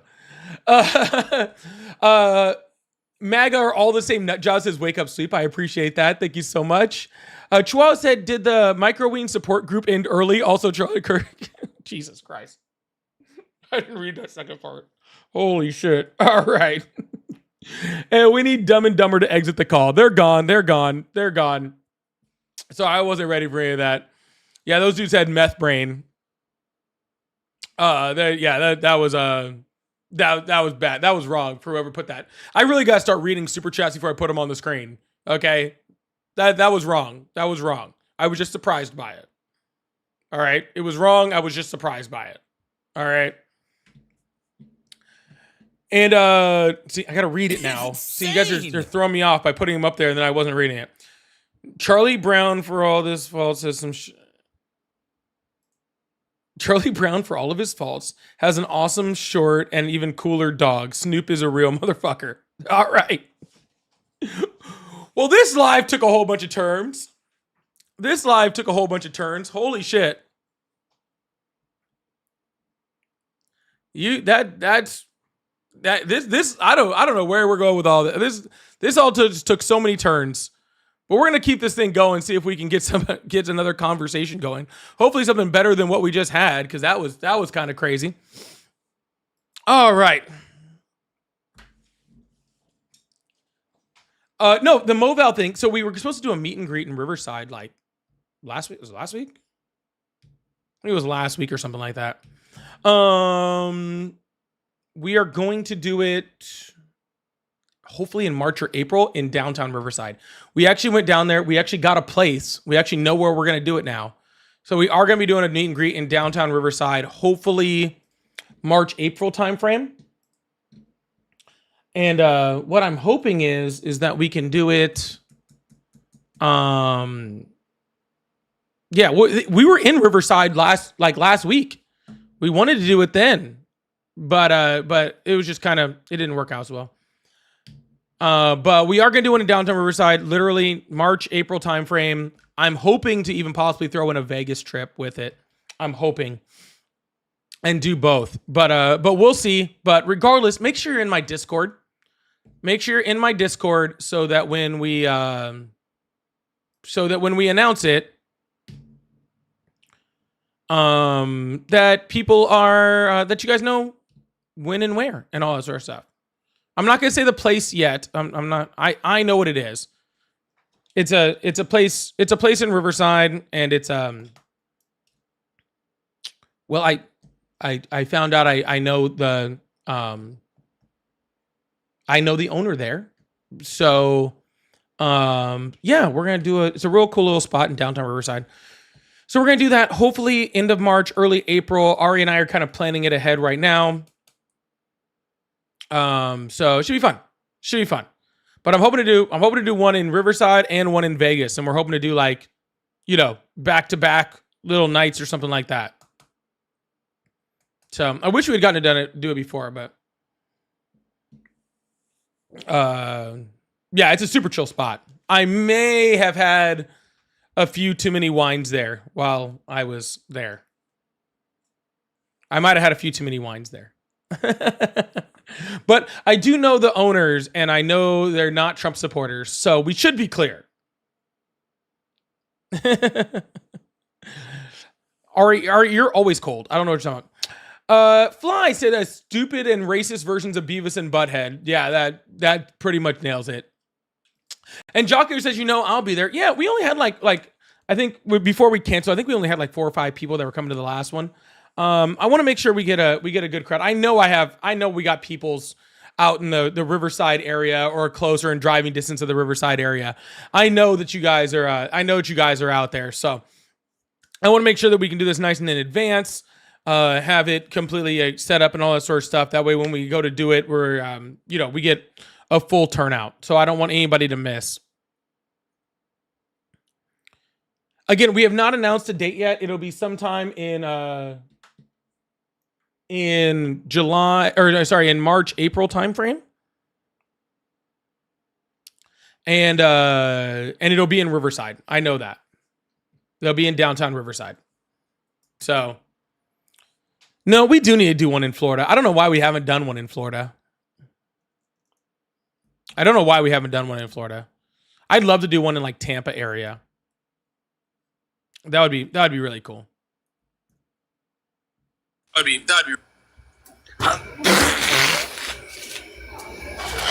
insane. All right. That was actually better, more intelligent conversation than the previous 2 guests. Funny enough, that was actually better conversation than the previous 2 guests. That was actually amazing.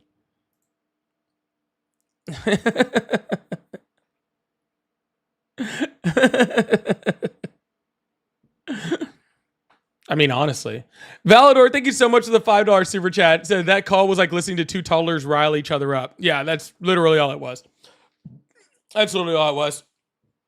Yeah, no, I think a Florida one would be nice. I'd probably do it in Tampa area. Hello. Hey, how's it going? Hi, it's going well. How about yourself? I'm pretty good. Awesome. How old are you? 25. Awesome. Do you still support Trump? Yeah, I do. Not all of the stuff, I don't think anybody should support everything, but he does a lot of good shit, does a lot of stupid shit, but I'd say overall, I'm more positive on him. And what has he done that's positive? I like his trade deals that he's been doing. Which one? I like the Japan one. That one's pretty cool. You might not like the Saudis, because they are kind of evil, but I think they're necessary evil. That one's I would say is good. Have we had a signed trade deal with Japan yet? I don't think we Yep. have. Pretty sure we have. I don't think we have.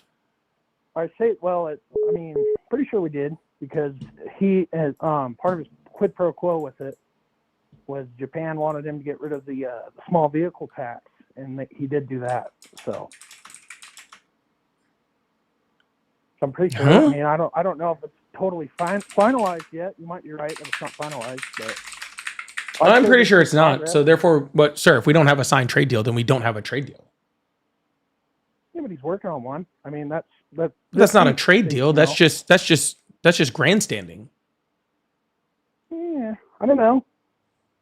I mean, pretty like it's an effort, right? Like it takes time to have that kind of thing. Well, sir, we were already in a trade deal with Japan, right? Well, we have trade deals with every country. This is Right. a new investment. Yeah. So So maybe I probably phrased it wrong, but the way like a new investment coming in, and I don't know exactly. I can't remember. It was in the like couple $100 billion, I think. yeah, Japan specifically came out and said that those would be like loans that they would give us. Yeah, Yeah. Why do we Well, want that's- loans from Japan? but it builds our economy, right? So like, Getting part of- loans so from a Japan good- builds our a good economy? reason- How? Because a good reason, for example, right, because of this process we're going through with the loan and shit, Toyota is building a couple more truck factories here. Where? Because specifically, I don't know what state yet, but they want to bring their Hiluxes over, which They're- Hilux has been illegal here since the 80s, right? Not the 80s, 90s. So you're saying that the trade deal was so good because it brought more foreign cars to the United States? Well, that's jobs. You know, Honda employs more Americans than Ford does. Yeah, Donald Trump's already down 1 million jobs this year. Is Well, Toyota and making I'm up for saying that? I support that he's doing that. That he's bringing in jobs. That's He's not bringing in and jobs. you went The unemployment rate is rising on a monthly basis. We're at a Insane. 4 rising though. We're at a 4.4% unemployment rate right now. That's the highest it's been since we shut down for COVID. Yeah, I mean it went up 0.1% last month. And it went up 0.1% the month before that and 0.1% the month before that. Yeah, but we're talking 0.1%. I mean, how high was it during COVID? I think it reached Which again, ridiculous again- numbers, but then it came down after COVID, and then it hasn't been up this high since. I mean, I don't know. The factories aren't built yet, but it's going. I mean, it's a long. I haven't even heard about any It's of not these like you can factories. snap I your- know that they were retooling a Civic factory somewhere in like Ohio and stuff like that, but that was about it. I haven't heard about them building any new factories in here. I would think they would have to build one. Why? Well, because their factories are built for American trucks, and now they're going to be able to sell. I mean, this is just one really specific example too, but you know, like if you think about it, a company that has an American truck market, now they're trying to bring in the smaller trucks that they can sell abroad. They're going to have that's going to open up jobs regardless. Yeah, it's going to open up jobs for Toyota at the expense of jobs for American car makers. Because Why if would- there's why do more I care Toyota about trucks, Ford jobs that are overseas. no, if there's more trucks in the United States that are being made by a foreign company, that means there's less trucks being made in the United States by American companies. Yeah. Okay. But So that means less people working in those factories. okay. But are you saying like Toyota is a foreign company because it's mainly Japanese? Because it's owned by Right. Japanese Well, so I'm gonna businessmen argue, and it's based how out of many- Japan. Yes. Okay, but so how many of and I don't know the answer to this question, but how many, like what's the percentage of America owning Toyota? And what I mean by that, you know, like American. I don't know. What businesses, does that have to American do with any? stockholders. What does that have to do with my Well, because statement? I'm gonna argue that like Ford and Dodge, I would say they're more foreign owned. I mean, they just say they're American owned, but it would not surprise me if they're more foreign owned than Honda. Like Honda employs more Americans than Ford, Dodge, Chevy, Okay. Yep. So You're that's saying that, but more I'm asking that's why more that's a American good jobs, thing, though. sir. So I think there's a little confusion here. You're saying that that happens. I don't know if that's true or not. I don't know who employs more people, whether it's Toyota or Honda in the United States. I don't, or Ford. I don't know that in the United States. My question is, why is it better that Japanese companies are coming to the United States and putting Americans to work in their factories as opposed to those people working in American car factories? Why is that better for them to be working for Toyota instead of Ford? Because those are American, like that's American jobs versus Ford, who's outsourcing labor. They're Right. they're they're They've been they're trying- both American Ford's been jobs. trying to outsource jobs into Mexico, Canada, across the sea, across the ocean. Toyota also makes cars in Mexico and Canada, and they're Well, not I mean, stopping anytime soon. If you're realistic, every company does. But I'm saying I know that Honda employs more Americans than Ford and GM. But why is that a good thing? Well, because that adds into your economy. If you're paying Americans, that means Americans are getting paid. They're spending money. That's how an economy works. Sir. I'm only going to ask this question one more time because it's really not a difficult question. I don't know why I'm having to keep asking it over and over. I feel like I've answered it. No, I'm you're saying- not, sir. You just keep making the point, okay? You just keep making the point that they hire Americans. I understand that.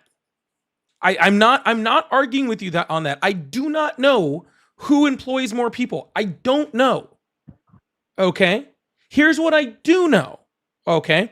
If Toyota comes over here and builds a factory, all right, to start selling American trucks, that is going to employ people at the cost of American companies' employments. They are even trades. It's not like, oh, the Toyota is going to come over here and start making cars, making trucks or whatever, and then we're just going to more people are going to drive cars. No, if Toyota comes over here and starts building more vehicles and starts selling more vehicles in the United States, that means that other car companies aren't. And when those other car companies aren't selling as many cars, that means they fire American workers. Okay? So we don't add to the economy in that, all right? We now just have a Japanese company using American labor to build their cars, right? But still Japan's company is the profitable people in here, as opposed to an American company being the profitable business in here. Yeah, and I mean, I see your point, I do, but also, right, like if, for Ford example, they're trying to open plants, so if they do that and they outsource their labor, and Toyota comes in, the numbers might not add up exactly, but at least some American jobs are being replaced. Like Ford's going to cut those American jobs anyway, so I don't see, it's like. I don't see how one company doing good is bad for everybody. I mean, obviously you want companies that are American owned to do good, but if they don't give a shit and they're leaving, they're not they're not leaving. They're still here. They're still very, very much here, sir. They're still very, very much here. Right. Not to mention the fact that, right, you have situations like you had with Hyundai, right, in Georgia, where they're bringing over a whole bunch of Korean workers in order to work in the factories and to help lead the factories instead of Americans. Not to mention the fact that generally, right, car companies in the United States are unionized with the UAW, right? And foreign car makers are not. So therefore, American car makers are providing higher wages for their employees, better work conditions for their employees, right? Where the foreign companies are not. Yeah, I don't know. I think though, I'm pretty sure that if you have to be you don't have to be in a union in most states, but I don't think Toyota can come in here and tell their American workers they can't be in a union. Maybe I'm wrong on that. Then as your other point with the Hyundai thing, I do not think we should be bringing in immigrants to replace American jobs like that. Specifically, I don't like H-1Bs. Because of that, it's undercutting American labor like a lot.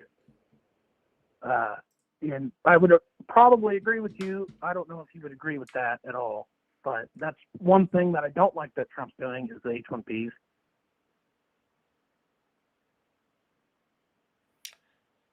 Yeah. So here's a little chart over here for everybody as far as the breakdown of U.S. employment. This is fiscal year 2018, which is where I have the data on that. And General Motors is by far number one as far as U.S. employment. Ford is number two. Number three is FCA US, which I actually don't know what that is. I don't know what that is either. But yeah, I don't know what that is. And then Toyota and Honda are fourth and fifth place, and combined, they don't reach even Ford, which is number two. And so is that total employees or is that American employees? It's American. Okay. I mean, if that's, I mean, you pulled it up. That's what it is. I was wrong, and I'll admit that. But Oh, Fiat again, I don't Chrysler. see That's what how- that's what FCA is. Fiat. That's Fiat Chrysler. That's right. Chrysler. Yeah. Fiat. Yeah. No, I mean, yeah. I mean, I still though I do not believe that it's bad for a foreign company to open up jobs in the U.S. Sure, I don't necessarily believe that it's bad for a foreign company to open up jobs in the U.S. either. Okay, I truly don't. All right, but just making the idea that like oh, Toyota's doing this, Toyota's doing that, like okay, that's fine, right? But the entire point of Donald Trump's trade deals, and even off of his train work of a deal, it's just lowering the tariff down to I believe 15%, right? The whole idea that he said behind this, right? Was to help American companies, right? To help build up American companies, to buy American. That's what he said. If we put these tariffs on there, then we'll start manufacturing more in America. We'll start buying more American, right? And that's going to boost our economy. And you're telling me that Japan's trade deal literally just includes Japan coming over here and us buying more foreign. No, it's more complicated than that. It's not just them opening up factories here. There's other stuff. Like I think there's some shipping things in there with American companies helping opening up shipping deals in Japan.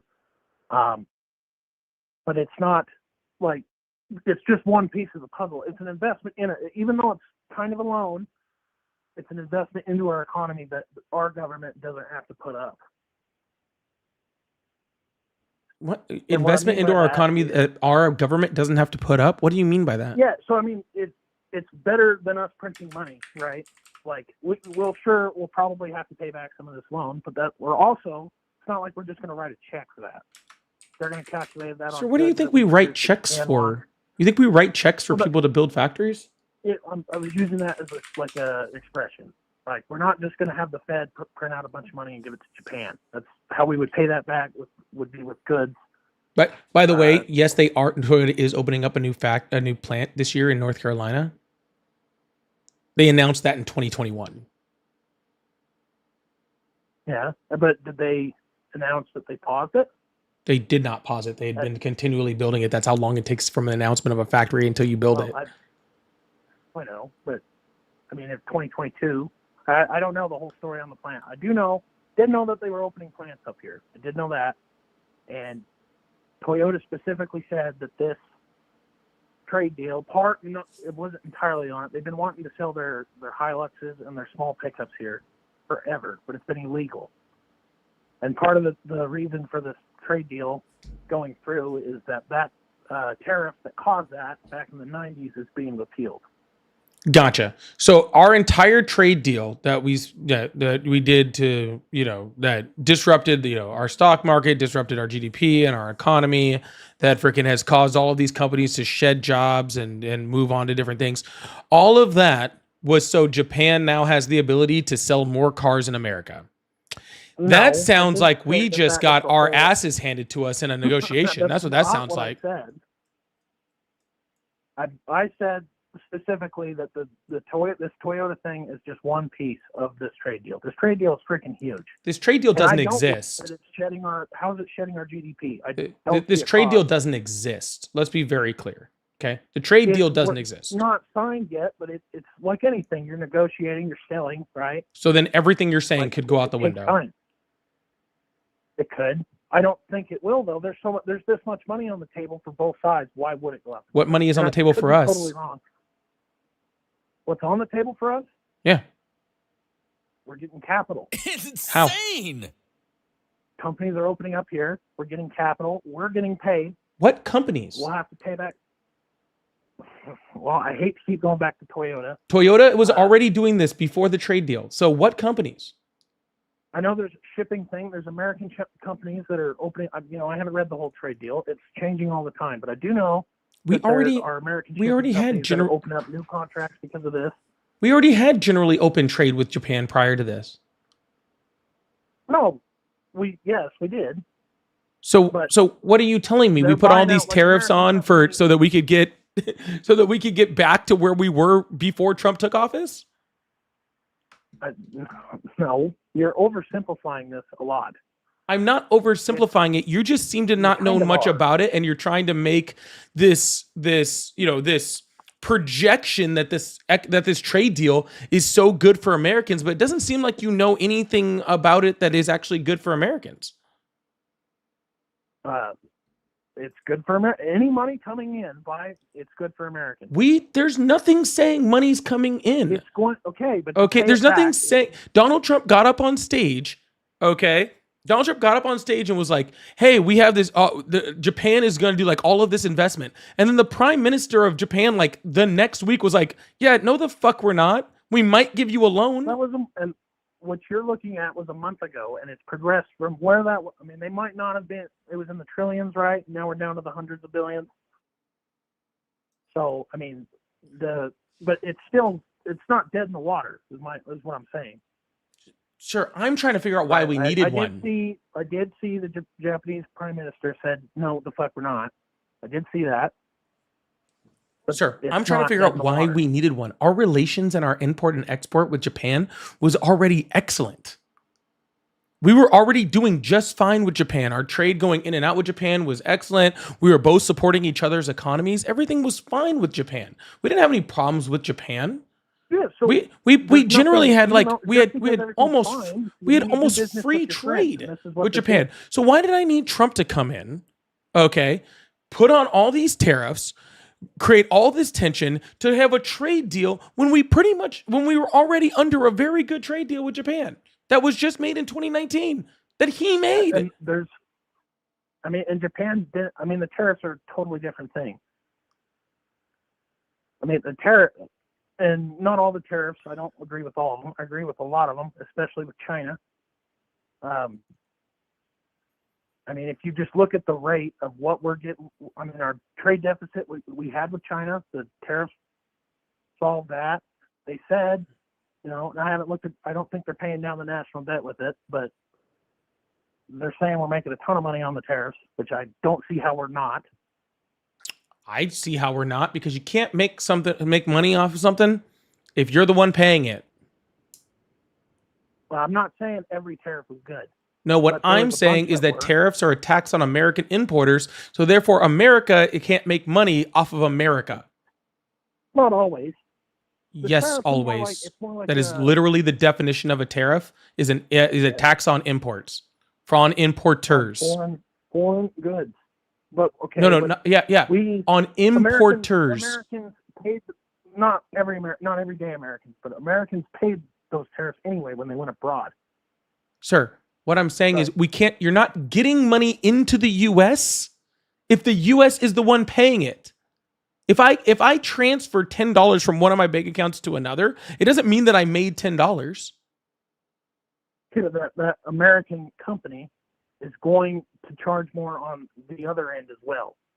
So you're I'll admit you're half right here, but they're also charging money on the other end when they go to the other country. What do you mean that they're charging money on the Before- other end when before they they go had to to the do other that, countries? What are you talking about? That doesn't make any sense.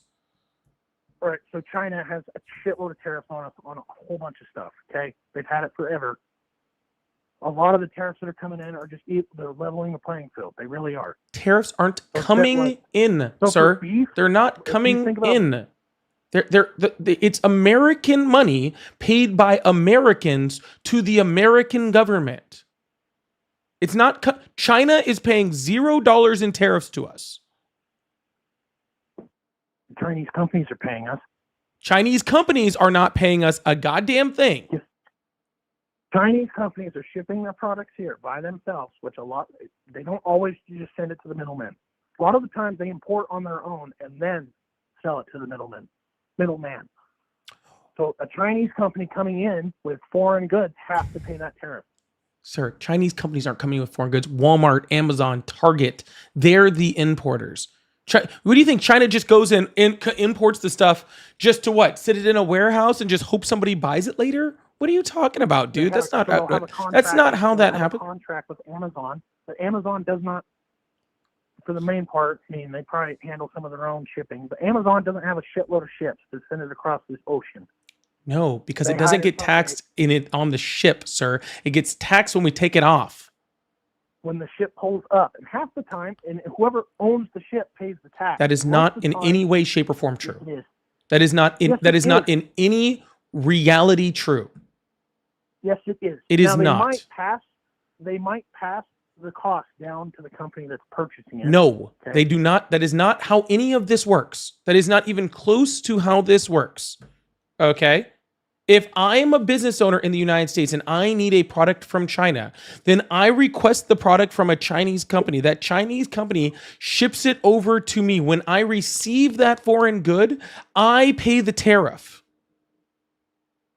Okay? That's how it works from the smallest. That is exactly how it works. Unequivocally. This is not, we are not having a debate on exactly how a tariff works. How do you tax another country's businesses? How would you enforce that, sir? Does China now? Hold on. China now has tariffs on the United States too, right? China has reciprocal tariffs on the United States. They've had tariffs forever. No, they still do. So that means, as a business owner in the United States, right? China can come over here and ask for money for me that I have to pay to the Chinese government. No. If I export. No. Of course. They must be able to, because that's exactly what you're saying is happening the other way around. So China must be able to go to American citizens and American businesses that are exporting things to China, right? Like soybean farmers in Nebraska and all across the Midwest. These soybean farmers, apparently China is calling them and say, hey, you have to pay us a tax, okay, because we have tariffs on soybeans in the United States. So, not exactly. Okay, so like the soybean farmer or a cattle rancher who's selling his cows, the cattle is a big thing for him, so that they tariff. They load that up on a ship. They're paying. They just sold it. The farmer sold it to somebody else. That person's going to go sell it in China. That person takes it to China, and China taxes him. It's the same thing the other way around. Okay, so a Chinese product, they sell it to somebody. They take it to the U.S. The U.S. taxes him when it arrives here. This essentially what you're saying. Okay, essentially what you're saying. That's as simple as it can get. It's as simple minded as you can get. Pretty much what you're saying is, okay, if I'm shipping something through FedEx, okay, then FedEx pays the shipping costs. No. Who pays the shipping cost on a good? Do I pay it, or does FedEx pay it? A shipping cost is different than a tariff. No, but you're saying the person shipping it is the one paying the tariff. That's exactly what you're saying. You're saying it's not the end user that's receiving the item. It's not the person that's shipping the item. You're saying that FedEx does it. They're the ones that have to worry about the tariff. And that's not how shit works, okay? When soybean farmers ship their soybeans to China, okay, the end user in China is the one that pays the tax. Okay, that's why that end user stops getting his soybeans from the United States and starts getting his soybeans from places like, in South America. All right, because that soybean importer doesn't want to pay those tax anymore. The person that owns the ship doesn't pay the tariff. Okay, the person that receives the good. The person that receives the good in the country with the tariff is the one that pays the tariff. Point blank. Okay? No Chinese companies are paying the tariff. It is 100% Americans that are paying the tariff because the United States doesn't have the ability, okay, to tariff other countries and other businesses and other businessmen in other countries.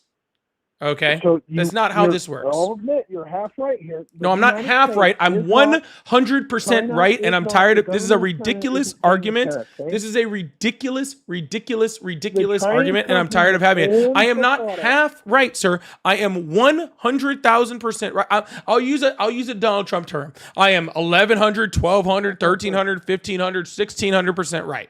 Okay, this is how this works. Okay, the importer pays the tariff, and then the importer generally, if their margins can't handle it, pass that cost onto the consumer. But regardless, when you have a tariff, the money going to the U.S. government is American money. When people brag about Americans about tariff income, what they are bragging about is Donald Trump charging us higher taxes.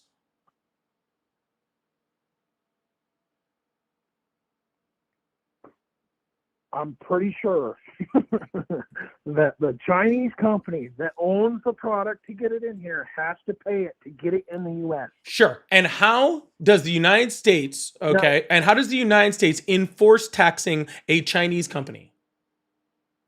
To unload your ship, you have to pay every tariff that is due.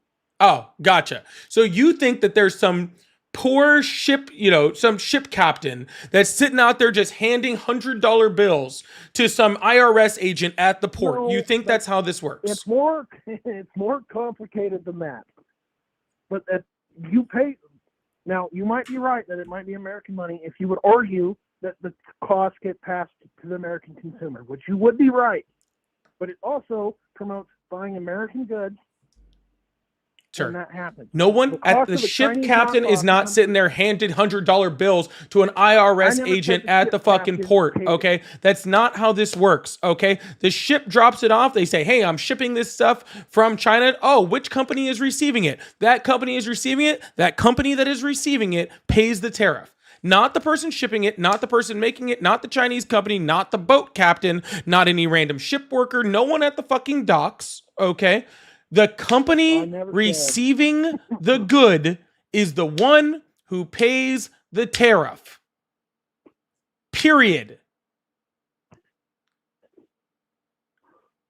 I don't see how we're going to win here at all. Sir, I don't know how America is ever going to win if I can't explain to you like the most general term of how a tariff works. Okay, if you can't understand the literal general, like we're not even going into complications of tariffs and how tariffs affect the global economy and how they affect our economy within the United States and how they affect, like Chinese economies and how we affect shipping and all this. We're not even going into anything complicated. We are going to the dead most definitive term of what a tariff is. Like literally you could Google this. You could find like an Econ 101 book and look up what a tariff is, and it would explain that you are unequivocally wrong on every single part of this that you are trying to explain. If you think a singular Chinese company is paying a singular red cent to the American government because of tariffs, that is not how tariffs work. Period. Going off your logic, it's not my logic. It's the definition of a tariff. This is not logic. I am not using any logic in here, sir. Sir, I am not using any logic in here. This is not deductive reasoning, okay? This is not taking any brain power from me, except for the brain power needing to try to understand how you are not understanding the simplest of this concept, okay? This pencil is purple. We don't need logic for this. This pencil is purple. It just is what it is, okay? And a tariff is an import tax. Why do countries, when we pass tariffs on them, why do they get pissed the fuck off and they do reciprocal tariffs on us? Because American companies buy less of that product because they are having to pay more for it. So, if that's how it worked, why the fuck does them increasing the tariff do anything then? I just said why. All right. So, I'll drop the whole fucking definition thing. But if you raise the cost of a Chinese product to where it makes more economical sense for you to buy American and support an American job, wouldn't you say that was a good thing? If that's how it worked, then that would be great, but it's not how it works. But if it's raising the cost, because again, the cost of that is going to get passed on to the American consumer. Correct. Forget the whole where the tariff money is coming from. So that makes like your Chinese speaker is now going to get closer in cost to an American speaker, and if people voted with their wallet, you're going to end up with more money going into the American economy. Sure. And if Donald Trump tariffed speakers, that might be okay. But let's use your let's use that as an example. Sure, let's use it as an example. Okay? Let's use it as an example. All right? First of all, we have to figure out whether the product that you're talking about, in this case speakers, if the United States even has the capacity to make the level of speakers to make up for the Chinese product that they are no longer getting, right? So that's the first thing that we have to do. All right. So if we change our example to cattle, it'll work. No, I like speakers. Speakers is perfect. All right, Okay. well, Speakers is perfect because it's a consumer good, right? That's a perfect example. Okay. So first of all, we have to know what both products cost, right? So say I'm getting a Samsung speaker, like living room speaker or whatever from China, right? And that Samsung speaker costs $50 normally. And the same American-made speaker, which I can't even name an American-made speaker company because I don't know who is JBL American? Is JBL American? I don't know if we do or not. Okay. I don't even know of an American speaker company. Okay, I don't even know. But we have to see if those speakers, so say there's a $50 speaker at Samsung, and the Kenwood, there we go. Kenwood's an American company. The Kenwood speaker already costs $200. Well, if we put $100 tariff on that Samsung speaker, it now makes that Samsung speaker $100. The Kenwood speaker is now $200. Now I'm just paying more for the exact same product, right? And I'm still going to buy the Samsung speaker because it's still cheaper. Okay? So it doesn't change anything. Second of all, I think everybody would. Well, it doesn't matter whether everyone would or not, but we're not even there yet. Second of all, how many speakers does Kenwood make? Does Kenwood make enough speakers, okay, in order to meet the demand that is already coming from that other country, right? Because Samsung's products all stop. So do they even have the capacity? Because if they don't have the capacity, then now their speakers, due to a supply and demand issue, are now worth more. So therefore, the price of that Kenwood speaker significantly goes up because the market, the market sets the price of any object. So therefore, that tariff on that product doesn't even make sense anymore because now that Kenwood speaker is now more expensive. All right. So third of all, do we have the resources in order to do it? In an ideal world where, Sure, this isn't an ideal world. It's intended to. This isn't an ideal world. This is the real world. Hypothetical.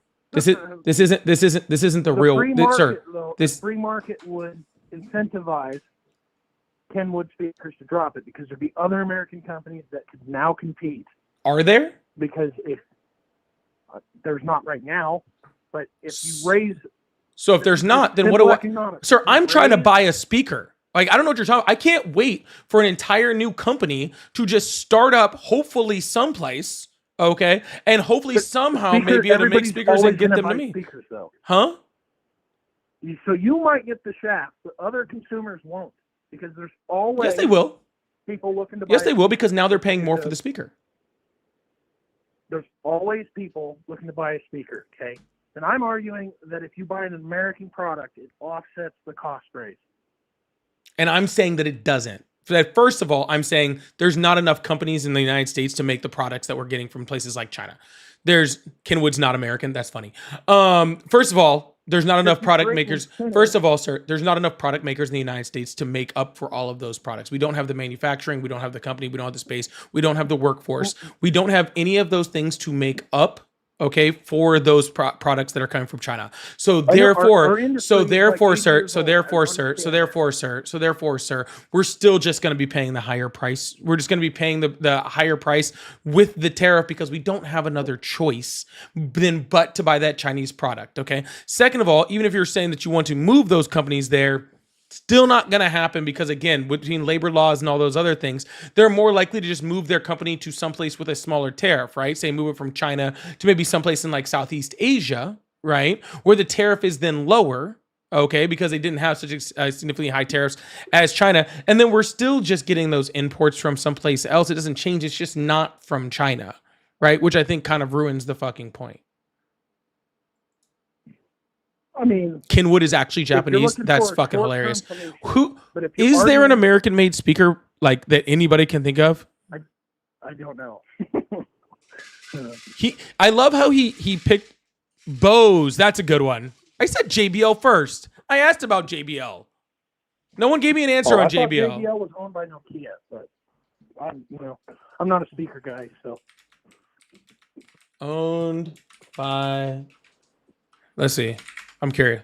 Pioneer? Oh, Pioneer might be a good one. I've never heard of a Pioneer speaker.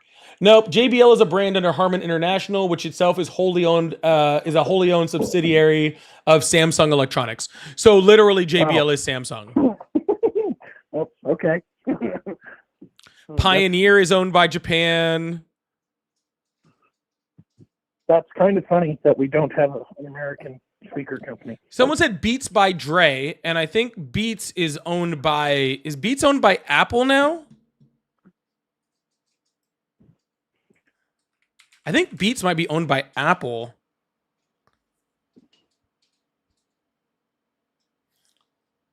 We got one. Wait, we got one. Bose is an American company. Bose is an American company. All right, we got one. Bose is a privately held company whose majority non-voting shares were donated by founder Amar Bose to the Massachusetts. So it's actually owned. I did not know that. Bose is actually owned by MIT. This is actually, hold on. This is actually really interesting stuff. Apparently, Bose, Amon Bose, donated his non-voting shares to MIT, and which receives dividends to fund research, keeping Bose independent from public shareholders. I did not know that. I'm actually kind of sad that I didn't because I had a Bose speaker. I went to a JBL one when I bought my last one, but that actually kind of makes me that actually makes me kind of like Bose a little bit more, to be completely honest with you. That makes me kind of happy. Keep saying clip shish. I've never even heard of that. Okay. Guys, you come here for the politics, you learn about speakers. All right? You learn about speakers. Where are they manufactured? I'm not going to look that up. We have a good story. We're leaving it there. All right. Klipsch. Okay, cool. Anyway, sorry, where were we? I got into speaker nerd talk.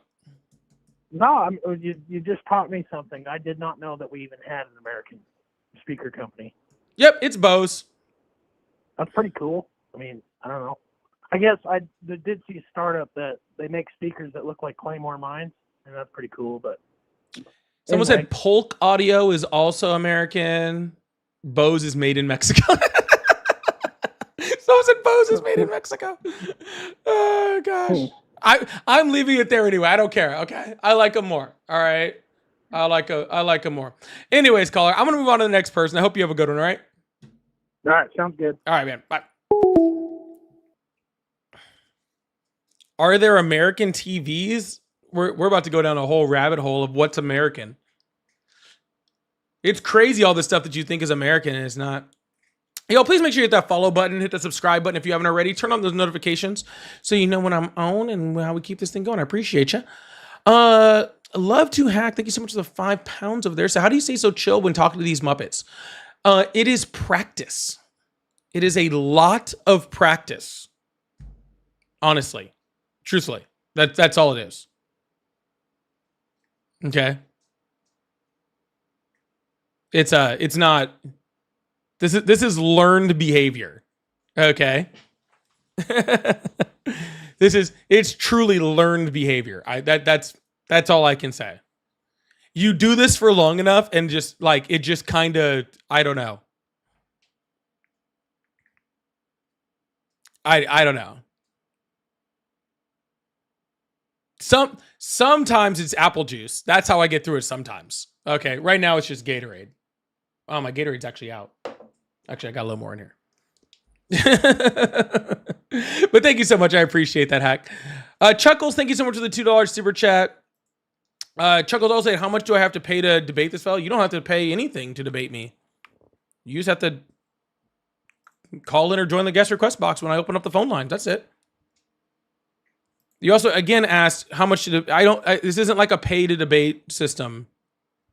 This is just I'll talk to pretty much anyone. What's in the Gatorade? It's just Gatorade, guys. It's just Gatorade. Okay, it's just Gatorade.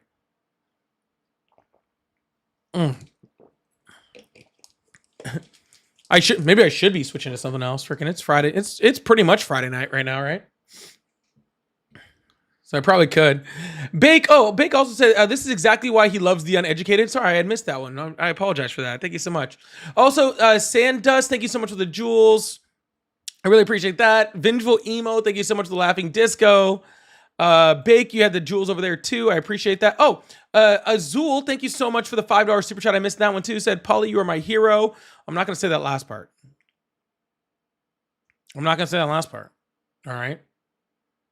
Bolt up, baby. Go Chargers. Let's go.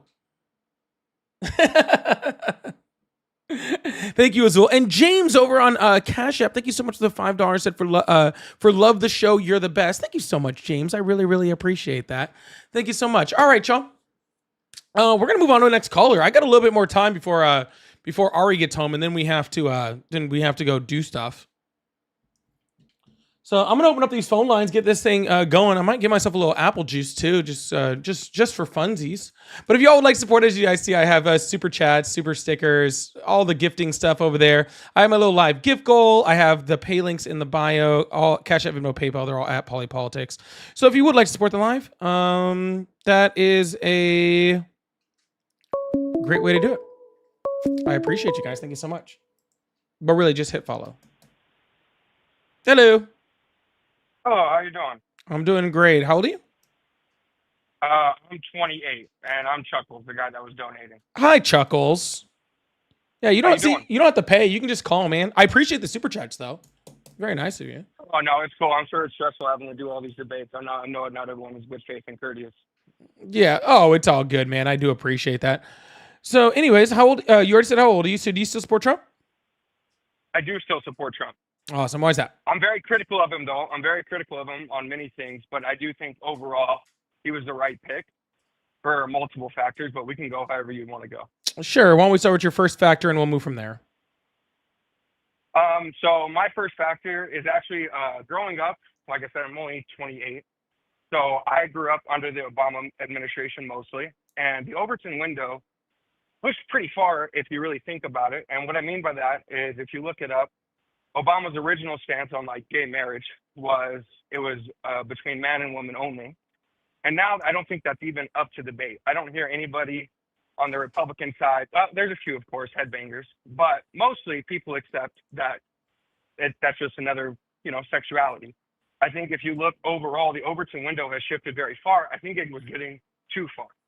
And what I mean by that is even people in the Democratic Party itself were kind of calling foul on certain things. I don't want to get into any hot topics and like hurt anybody's feelings, of course, but I do think the Overton window moved too far. So socially was a big part for me.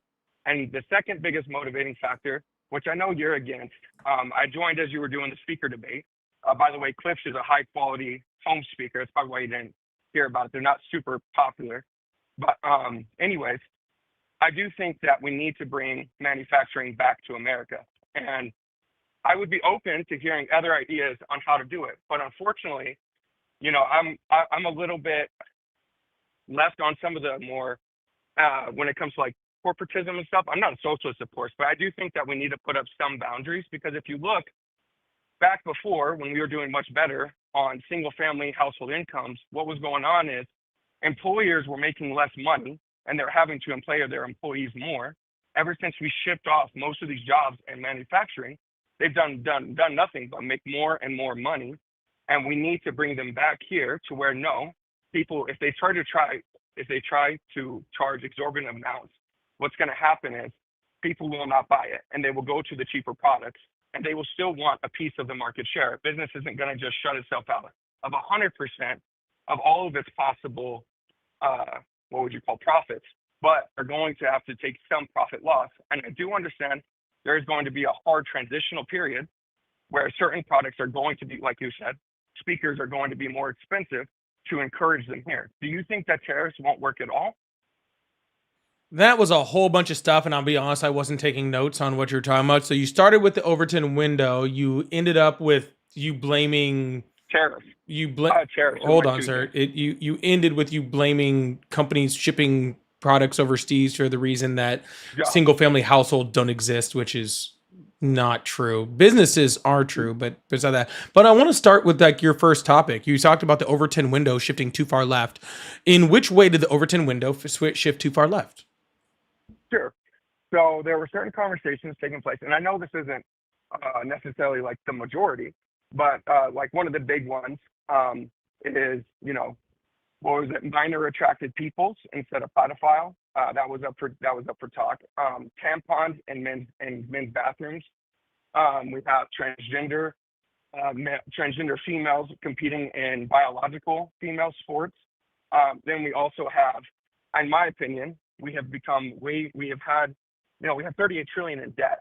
And because we keep wanting to move more towards a socialist, which I consider leftist ideology, we have continued to have these deficits, and we're going to continue to have them. And we're not doing anything to recourse them, which is one of the things I'm critical of Trump on, is that he isn't conservative enough for me when it comes to financials. He's willing to put out way too much money, and I don't like that personally. So okay, but I do that's think fine. That's fine. So you think the existence of trans people is moving the Overton window? Because I'm going to let you know real quick. No. Well, No, that's what it no. sounds like to me, sir. Is that the I existence said of trans I specifically people? said in sports, right? Oh, so you Didn't I say in think sports? so you think that people that 12 NCAA athletes playing in sports is a shift in the Overton window? Because it doesn't. Well, If that's do what you you if that's what you believe, if you believe that a few trans people playing in sports and tampons in freaking boys' bathrooms is a shift in the Overton window, then I don't think that you understand what the Overton window is.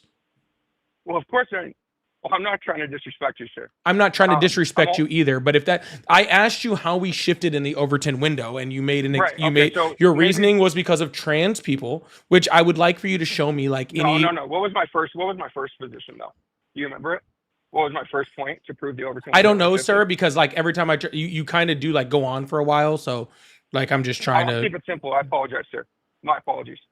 Hope you can forgive me for that. So you my said first example would be Go ahead. Obama's original position on gay marriage. Yeah, I was remember that that it was part. straight I on remember Okay. that part. But So, Obama do you changing still think that that's not a Obama changing his mind on gay marriage didn't shift the Overton window. Wait. No. That's not. I think you're kind of straw manning my argument here. I'm saying the fact that almost nobody in today's world would even hear that argument that gay marriage is not acceptable. I think most people, especially like I said, I'm 28. Most people I know would never think to have that debate. And even someone as strong on the Democratic side, like Obama, had a very different opinion. Again, we could even look at Hillary Clinton, her original views on like bordering. So they've shifted to where you can go and find clips of what they're saying just in 2008 or late 90s. That sounds much like what Trump is saying now. Do you still think that doesn't prove the Overton window has shifted? No, the immigration conversation doesn't change the Overton window whatsoever, because because the only difference in what the immigration policies in between what Trump is doing right now, there's only and what was talked about like as Obama and Hillary, there's only two real differences. One is Donald Trump is doing it inhumanely, and two, that Donald Trump has convinced people that the left doesn't still believe that. That's not a shift in the Overton window. That's a lack of understanding by people that don't understand politics. So you don't think people openly changing opinions doesn't prove Overton? What window opinion did they is change? mass opinion changing? What is different Well, between sure, what okay, Hillary sure, what is different between sure, what sure, Hillary like- Clinton said about immigration and what Democrats believe about immigration right now? Well, for one, I go off of actions, not words only. Sure. Right. So when Democrats held office during the Biden administration, do you disagree that the border was very underkept? The border we needed policy change in order to change the border, and the Biden administration and the Biden administration attempted to change that border policy, and that border policy that the Biden administration attempted to get passed that was stopped by Trump is actually very similar to immigration policy under Hillary Clinton. So what Hillary Clinton proposed that she was going to do and what Biden tried to do are the exact same thing. Well, not the exact same thing, but very, very similar. They didn't change anything in there. The Republicans were the Republicans were the ones that blocked it. Okay, right. So this is where you just said a false statement. So what you just said was we needed policy to fix the border, but that's just not true. No, sir. The border's not fixed, but don't try to strawman this argument to get away. You're saying that difference in policy mindsets changed the Overton window. I am showing you that the difference in mindsets in between Hillary Clinton and Joe Biden hadn't changed. That is a requirement. What Hillary Clinton proposed and what Joe Biden proposed did not change. So therefore, that is not a shift in the Overton window. So hold on now. I think you're kind of stepping over yourself here because you said you needed policy to change it. You needed policy to change Nope. it. You're trying to straw man that into whether the policy was needed to fix the problem. I am talking about the Overton window, which has nothing to do with that. Okay. Whether or not the policy was needed does not change anything with the Overton window. Okay, sorry. We'll stick to Overton window then. I apologize. Do you think in 2008 or 2012, conversations about transgender women in women's sports could even be possible? Do you think tampons and women and men's bathrooms could even be talked about? Do you think that we could have a conversation? There was a debate back then about marriage, gay marriage. Do you think that debate could live up today? I think not, and it's been proven just recently in the Supreme Court. Okay. Do you think that socially? Sorry, sir. Go on. Oh no! Do you think me, that? But I'm not interrupting you. Oh, I thought you were done. Sorry, you tend to go on these very, very long diatribries. Yes, you're right. Okay, and so I'm trying to keep the conversation going. Okay, but I'll tell you right now. Okay, do I think tampons in 20 years ago would be a conversation? No, I think that as we move along with our society, people understand other people more. Not to mention the fact. Hold on, sir. Not to mention the fact that the real reason why it's so beneficial to have tampons in these bathrooms is because we have so many school shootings and they work really, really well at freaking soaking up blood, which is really helpful for when your kids are dying. Okay, which is actually a completely other different side effect we don't talk about because school shootings are up at a super high rate in comparison to 20 years ago. So the tampon thing is just something that you guys are super worried about. Second of all, I don't really give a shit what anybody does with a tampon. Okay, that doesn't change my views socially whatsoever.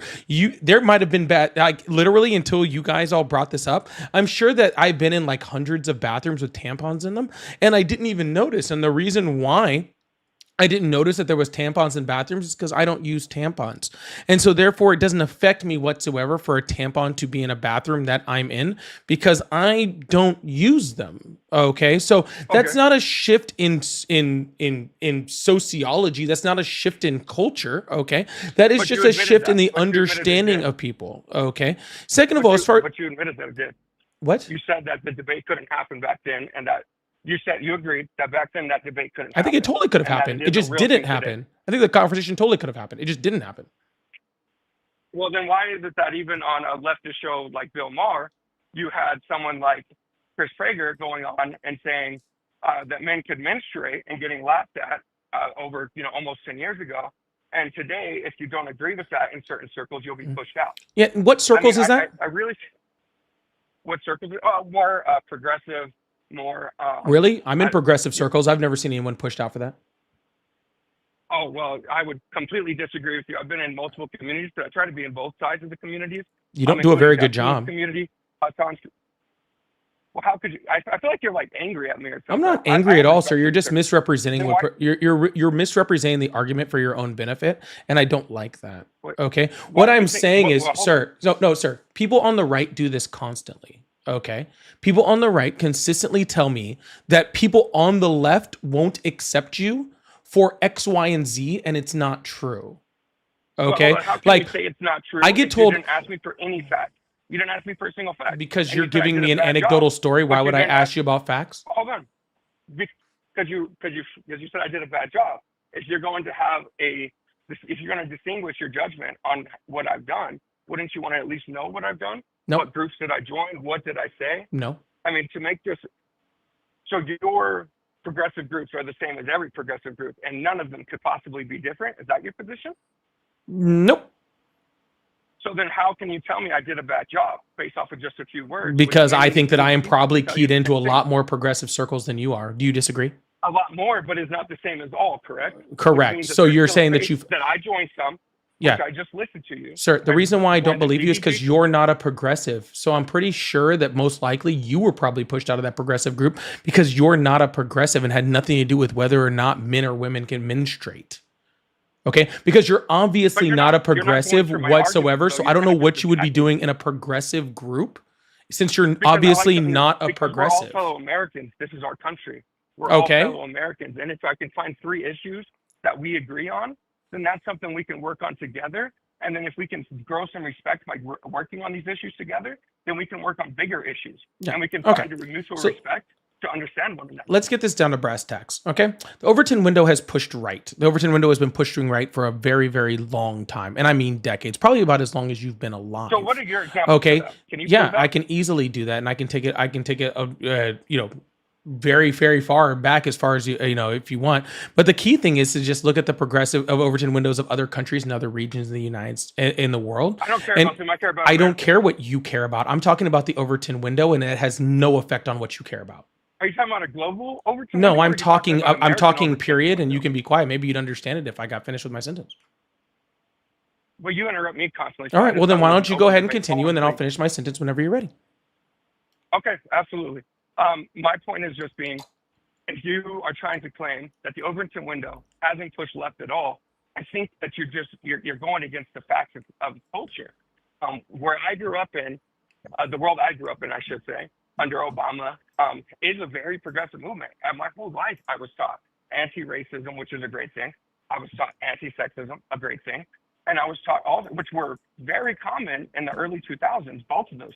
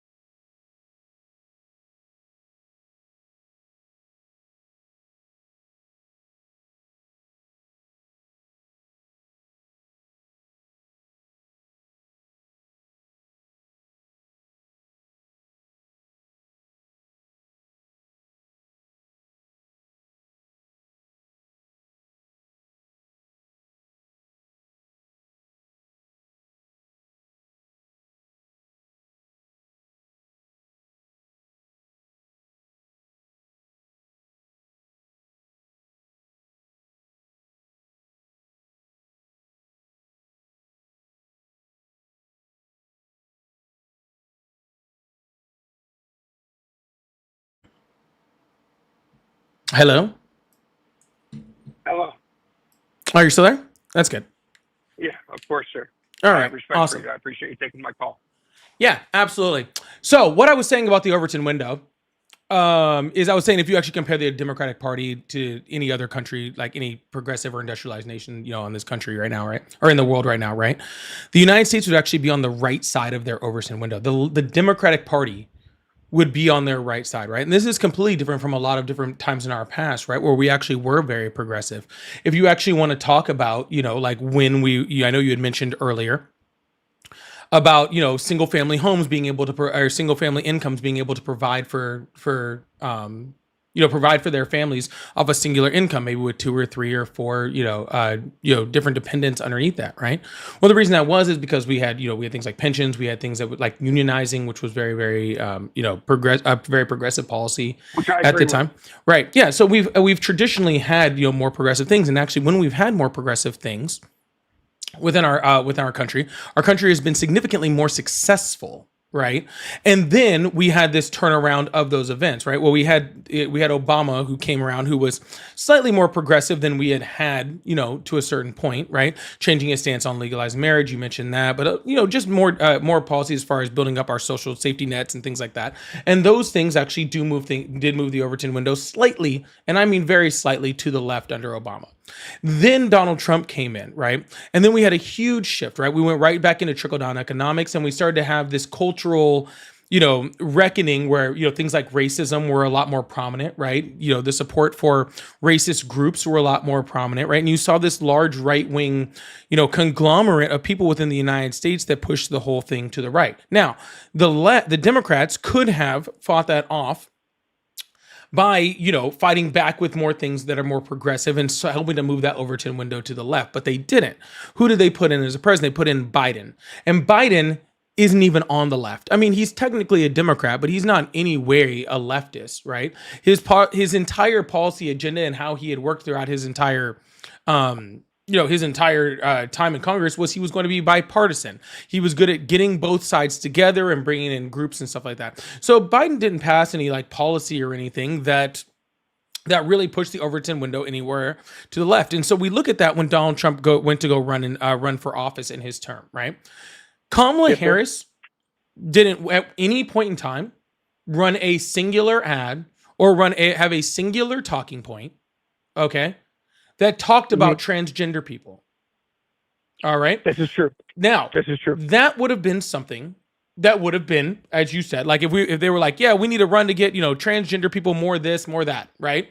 Then I would agree Right. that would be part of the Overton window kind of shifting to the left, that the left of this country would be going more left. She never mentioned that. However, Yes, Donald Trump's most expensive commercial and expensive ad that he ran during his presidency was on transgender people and stopping them. Okay. So the policy was not, we need to get more rights for transgender people, which would have been would have shifted left. It was, we have to stop transgender people, which is pushing the Overton window to the right. Okay. Yes, sir. Just equally on that, you talked about tampons and stuff like that, right? Was there any Yes, sir. policy in any way, shape, and form that the Democrats, especially on the federal government level, came in and were like, we need to get more tampons in more boys' restrooms? No. The left didn't do that. The left was running a vice president who was a congressional sharpshooter, right, from a Midwest state. But Donald Trump, okay, called him Tampon Tim. He pushed, we have to stop this leftist, this leftist horrors that are happening, right, that aren't happening, right? He's making these things. He's making these situations seem like they are inherently, democratic policies, that they are inherently on the left. They're these things that are trying to destroy the culture, that are trying to destroy America. Donald Trump and the right have made it seem like all of these things are a huge cultural issue. Okay. Therefore, making them a cultural issue by saying that we have to stop them. I'll be honest with you. Before Donald Trump didn't run on it, I had never even seen a transgender person play sports outside of maybe one that popped up on TV. I'd never seen it, and I'm progressive. I had never even seen it happen. If you had asked me, I would have been like, yeah, I assume they were, right? But I never. respond? Nope, I'm good. So I've never even seen that. I've personally never seen a tampon in a bathroom. I've never seen that. Not one time. Have you? Just out of curiosity. Yes, sir. Okay, you Yes, have. sir. I haven't. I've never even seen Well, a my work tampon. demands it. My work requires it. Yeah, that's fine. Okay. What I'm saying is it's not that the Overton window is moving to the left or was moving to the left, unless you want to talk about Obama, which I will say. There was a slight shift under the Obama, okay? But after that, That is what I talked about. Yes, sir. yeah, but you said there was a big shift. There wasn't. There was a very, very, very tiny shift. You want to be honest, Obama, when we actually voted for Obama on the left, I actually wanted a super progressive candidate, right? Well, that is not what we got with Obama, right? We got a pretty generally centrist candidate. All right. I wanted universal healthcare. He gave us the ACA, which is like universal healthcare, step 1 of 20 or something like that, right? We got a more centrist candidate, right? So that didn't push the Overton window to the left. Now, right?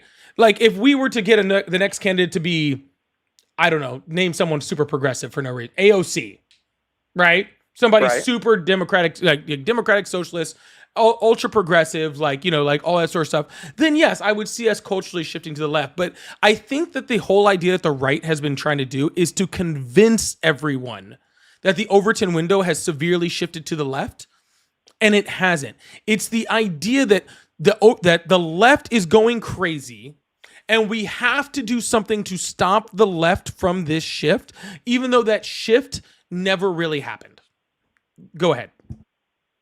Yes, sir. So I'll take you on step by step by what you said. So the first thing you brought up was the transgender commercial that Trump put out, which you said was his most expensive. It was also his most effective. I think the reason it was most effective is because whether or not it's buying into messaging, which I disagree with, of course, I do think it's real. When you look at all the medals that were lost, which I believe there's close to 1,000 medals that have been lost in the last 5 years to transgender athletes of a different sex. Don't let me forget about that, but that's not true. But go ahead. Just don't let me forget that I can prove to you that's not true. But go ahead. Oh, I mean, I can stop if you'd like, sir. No, please continue. I'll pull it up to show okay. how it's not true. That's fine. Okay, yes, sir. But the reason I would say that it was most effective is because people genuinely believe that these things are affecting them, and they genuinely do think it's an issue that should be stopped. Now, next up, you brought up a healthcare system that is single payer, and I do think that is a good thing to work towards. I do think that's something that the left has that the right doesn't, and I think that they should have that. I do think that is something we need to work towards. I'm not necessarily a rightist. I do support Trump in this situation, but I'm not on the right necessarily because I disagree with him on a lot of different things, as I said. Now, when you're continuing to say that the Overton window hasn't shifted, well, it shifted right in this last election. I'm sure we've all seen the map of the counties, but over the last years, I'm talking my life, which would be, from what I can remember, 12 years old and up until now, most of it has been under Democratic control. And during that Democratic control, there's been a lot of positive things done. I agree with you on that. Now, what I would like to take you up on, which you mentioned a while ago, is actually the reason that we had it to where we could have single income families is because of progressive policies. It wasn't due to the fact that we manufactured.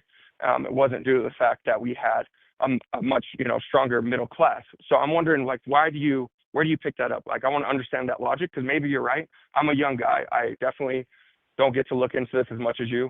I was just wondering, can you explain that to me? Why the progressive policies is the reason we had such a better economy? Yeah, sure. You can look at anything from I like to aim at the corporate tax rate, which is a great example. If you actually look at the corporate tax rate going from the 40s all the way up into the 70s and even a little bit further into the 80s a little bit, we had corporate tax rates as high as 90%. Right. We had we had corporate tax rates that were through the roof. Right. And those corporate tax rates were used specifically to benefit. Right. Those corporate tax hikes were used to boost the economy in the United States. And that economy caused for booms within the economy. We had some of the strongest economies. Right. But we also had things like higher regulation. Right. We had stronger labor laws. Right. If you look at companies right now. Right. You have a bunch of companies that won't hire full-time workers because they don't have to give them benefits, any healthcare, stuff like that. So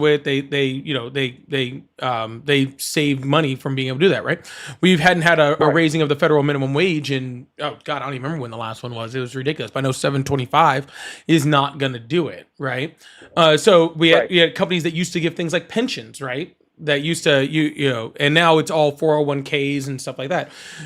These are all things that were right-wing policies, right-wing deregulation that allowed for these companies to be able to do these things that they're doing now, and so which are affecting us negatively. That dropped that corporate tax? Because I want to know. I've never heard that before. Reagan was the biggest one on that.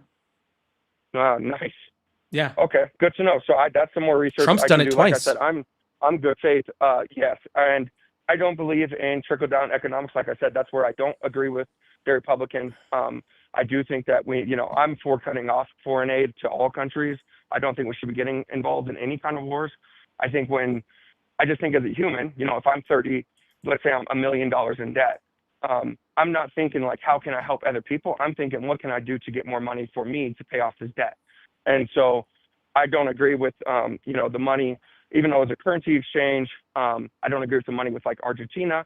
I don't agree with the Ukraine war, how much money we spent out there. Definitely don't agree with funding Israel, who have, they actually have a surplus of money at the end of the year. So there's a lot of things I agree with the left on, like I said. But the reason I support Trump was because I do think that we need to bring manufacturing back to America. Do you think we don't need to bring manufacturing back to America? I don't think it's possible to bring manufacturing back to America Oh in wow. the You way don't that think it's people think. possible? Yeah, I don't think it's possible Okay. at all. Okay. I don't think it's Can you? possible. I don't think it makes sense. Okay, into the scale Oh that people are really? talking about. No, it doesn't. Okay. So I'll remind you because you asked me to. You said you want to show me the proof that that's not this the statement I made, the claim I Yeah. made wasn't true. So there's actually two different things I'm going to actually put up. So that source is coming from a report called "Violence Against Women and Girls in Sports," right? And if you were actually to pull up that source, and I can actually pull up, I think this is it right here. Nope, that's not it. I already had this up. I was actually trying to bring up the article. But anyways, that was a UN Well, I study can that take was you at your literally word. I bought feel like and you're paid. pretty That was foolish. that study was literally bought and paid for by an anti-trans group of people, right? With all bias all bias to completely try to support their argument. But actually, you have this sf.gov site, which is actually amazing, and I'll actually throw this up on the screen, right? And it's literally used. It says a resource to combat misinformation around trans women's participation in sports. And if you guys ever get the chance, it's actually in my subscriber spaces in my sources. Ari Yes, threw sir. it in there. I'll take a look at it. But it actually goes through all of these trans women in sports Okay. and just shows how all of these big names and all these people that people claim they win like no medals. Either that or they weren't actually trans. It's Okay. actually Now, absolutely but you crazy. do agree that it does happen, though? Do you agree with that at least? Has a medal ever been won by a No, not trans a. person? No, Sure, I'm yeah. saying I would say more than 100 medals. Would you agree? There's more than 100 Doubtful. medals? You doubt it? Yeah. Well, of course, I don't have the time to pull up the criteria, but I have seen a breakdown Who? with many of the more famous Who? cases. What was The- that, sir? The, Oh, the like two, I said, I the don't know two, it off the top of my the head, so two I'm not going to biggest, try to use it as a. the Sorry, two go on, sir. biggest, the two biggest people that anybody ever talks about are Leah Thomas and Riley Gaines. Riley Gaines literally got all this recognition because she tied for 5th. Right. I understand. I don't really care about Riley Gaines. Like, I understand there's a lot of to do about it. What I think more of is like my wife, who was a competitive wrestler in high school. You know, she had to go against guys, and so she never won because there's just unfortunately not a lot of women in wrestling. And so she had to go against guys, and the guys beat her. And I think about if she was able to go against actual women, she would have got a medal. And so when I think about those kinds of things, and I think about other girls, that's what I'm thinking of. Okay, now, like I said, I don't have the numbers, so I can't. I'll just have to accept what you said as fact. I don't think you're a liar.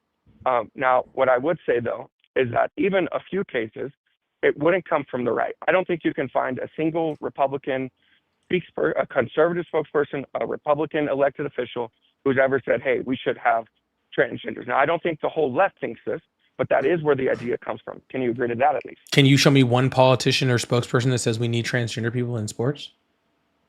I'm sure if I Googled it, I could find people who defend it. You know what? I'm You know sure what? of it. You know what? Generally, people on the left say. Tell me, sir. Yeah, the same thing I'm about to tell you. Why am I so worried about transgender people? Why? Well, this- why okay, is so the this is right? a great question. Why is the right trying so hard to make Americans worry about transgender people? That is So I can my explain this. question. Okay, because Yes, I can explain it perfectly. I will tell you, before Donald Trump started running that ad, I had Right, you had no idea. You said. zero it. conversations about transgender people. They were just allowed to go Okay. live their lives and do their things, right?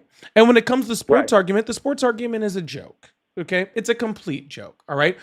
People on the right don't care about women's sports. I know this, okay? Because if people on the right cared about women's sports, the WNBA would be succeeding, okay? Instead of losing $50 million a year.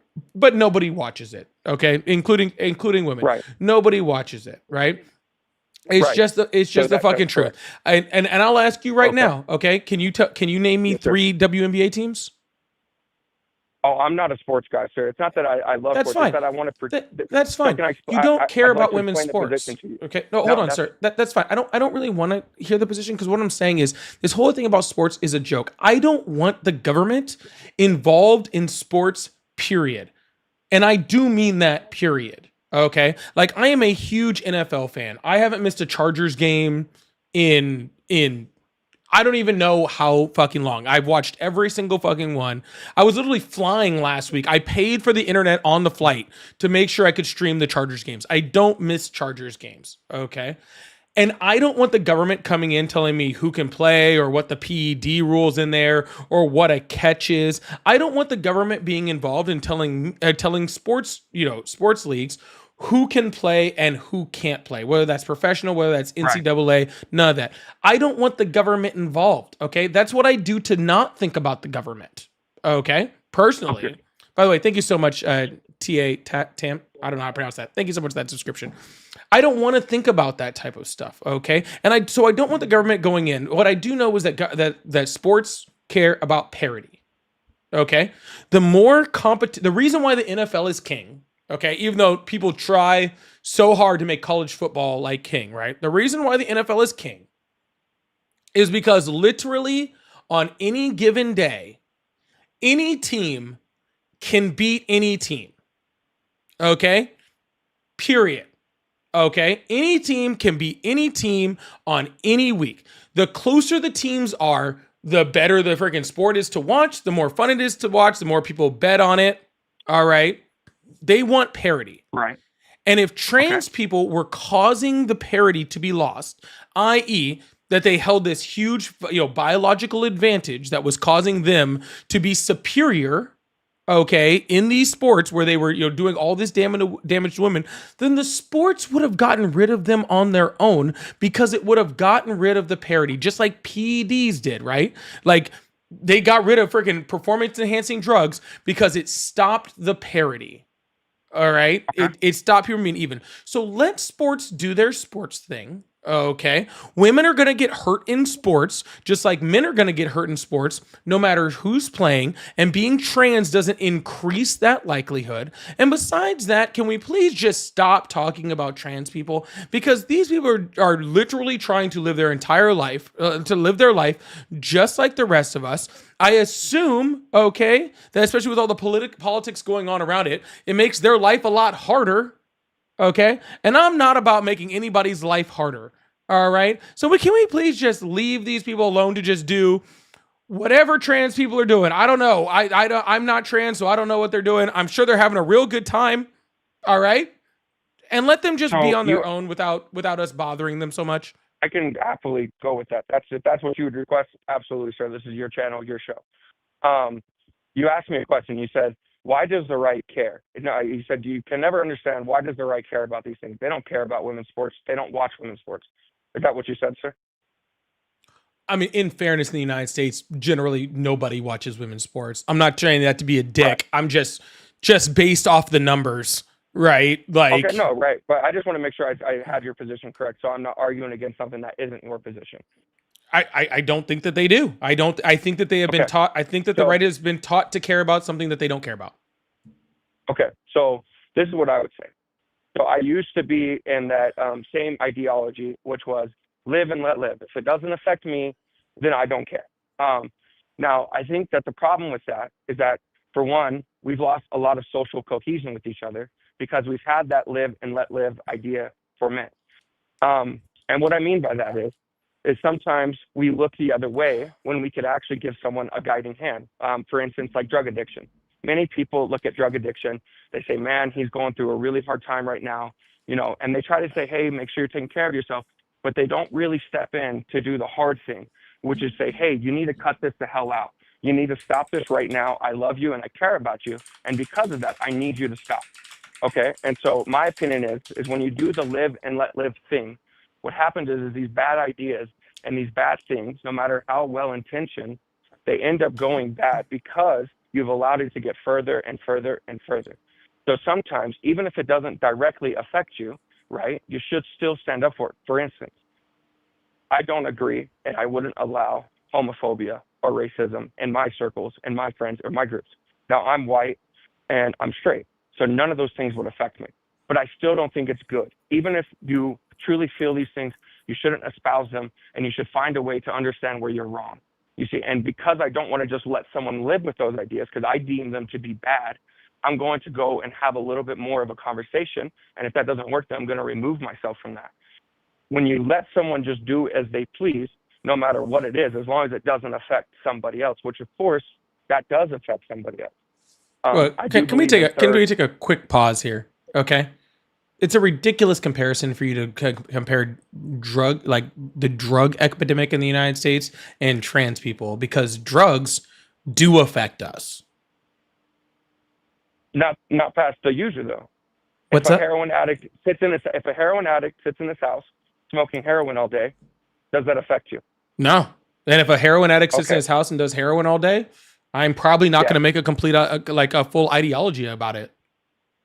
Well, it's an example, sir. Now the reason What I'm you saying, said- you said let's stop. what I'm saying is, if You said heroin let's stop users talking are about the sitting, transgender stuff, so I stopped. if I wasn't heroin talking about heroin them. I was users are talking just about sitting the in their ideology. car injecting and not doing anything to anybody else, I'm probably not going to spend much time on this platform talking about it. But I understand that, sir. It's not that is the direct correlation. It's that they're easily relatable and understandable topics. That's all it is. The overall ideology is that sometimes, even if it is something that the person wants to do, that even if it's unfortunately something they want to do, you have to step in and say, hey, you shouldn't do this. You can't do this. Okay? I'm not talking just about transgenders, and you asked me not to talk about them, so I stopped talking Well, about them. you are. asked, why do You're people relating care? it. You are. You're just doing it without No, I'm doing answering it. the question. Do you remember the question you asked me, sir? I'm No, only but answering the I do question need you you asked to me. I do need you to get to the point of it quickly. Not trying to be rude, but I'm not going to be on very much longer, and so we got to get to it. Well, my point of it is just that when you have people doing things you don't agree with, you should say something. And then my other 2 points, like I said, the reason I still support Trump was because I do believe the Overton window shifted very far left. And I think that before Trump got in the office, I should say. And then I think that when we have, you think it's impossible to bring manufacturing in America? I think we're Americans. I think this is our country, and we could do anything we set our minds to. And I think if we want to bring manufacturing back and we want to become self-sufficient again, I think that is something we can do.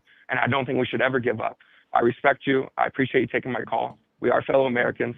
And the reason I joined progressive circles is because I agree with progressives on certain subjects, just not on all of them. Thank you for taking my call, sir. I hope you have a great day. Stay safe and stay healthy. Well, I'm going to respond to you with you gone. That's totally fine. But first of all, drug addiction does hurt people a lot. Okay. No, the only people that are being killed because they're trans are people that are being attacked because they're trans, because of ideology, like the ideology you spread. Okay. People are being hurt. People are being sexually abused because of it due to your ideology. So you're perpetuating that. Okay. Or second of all, people that aren't able to get the care that they have. And then a lot of times they end up hurting themselves over that. Okay. Drugs do kill people. All right. That's just a matter of fact. If that person sits in there and does heroin, they're eventually going to kill themselves with that heroin. That's just the way things are, right? And that affects them, that affects their family, that affects their friends. Okay. The only way that trans people just existing hurts any of their family and friends or anything like that is because their family, friends, and whoever else get their butts hurt about somebody just being who they are. Okay.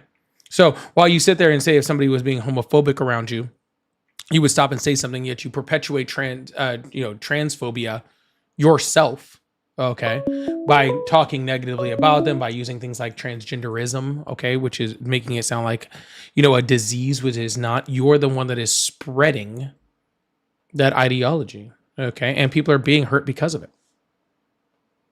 All right, so if you really believe what you say you believe in, then maybe you should reconsider the way that you think about it. Just leave fucking trans people alone. Jesus fucking Christ. Like, it's just ridiculous. Why is the right just so fucking concerned with what's in somebody's fucking pants, dude? I know the stat said you guys aren't getting laid enough. All right? I was seeing the statistics. Super right conservative freaking MAGAs. Y'all aren't getting laid enough. All right. That's why you guys are all pent up with all that aggression. All right. Why don't you worry about what's in your own pants? Okay. Try to get that under control. Okay. Stop worrying about what's in everybody else's and get what's in your own pants under control. Just my suggestion. I don't know what to say.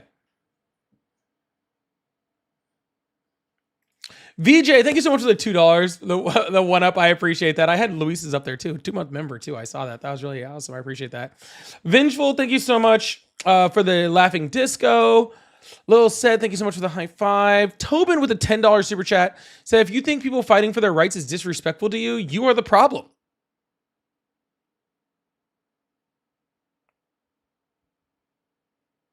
I mean, can't really say it much better than that. W's in the chat for Tobin. Thank you so much, man. I appreciate you. And Taurus, thank you so much for the 5 gifted. Said, didn't say anything. Just 5 gifted. Bro, Martin, Black, Miss, and Patsy all got those. That's really, really awesome. Thank you guys so much. I really appreciate you guys. Guys, this was a little, like I said, impromptu live that we're doing on a Friday. I don't normally live on Fridays, but hey, I threw it out there for some little fun. So, y'all, I'm gonna go ahead and get off for the day. I will be back on tomorrow. Make sure you guys hit that follow button, hit that subscribe button, turn on notifications if you haven't already. Join the Discord. I think that's all. Love you guys. I'll see you guys tomorrow. I'll be on sometime tomorrow, I think. I don't know when I feel like it. All right, love you guys. All right, bye. See you guys later.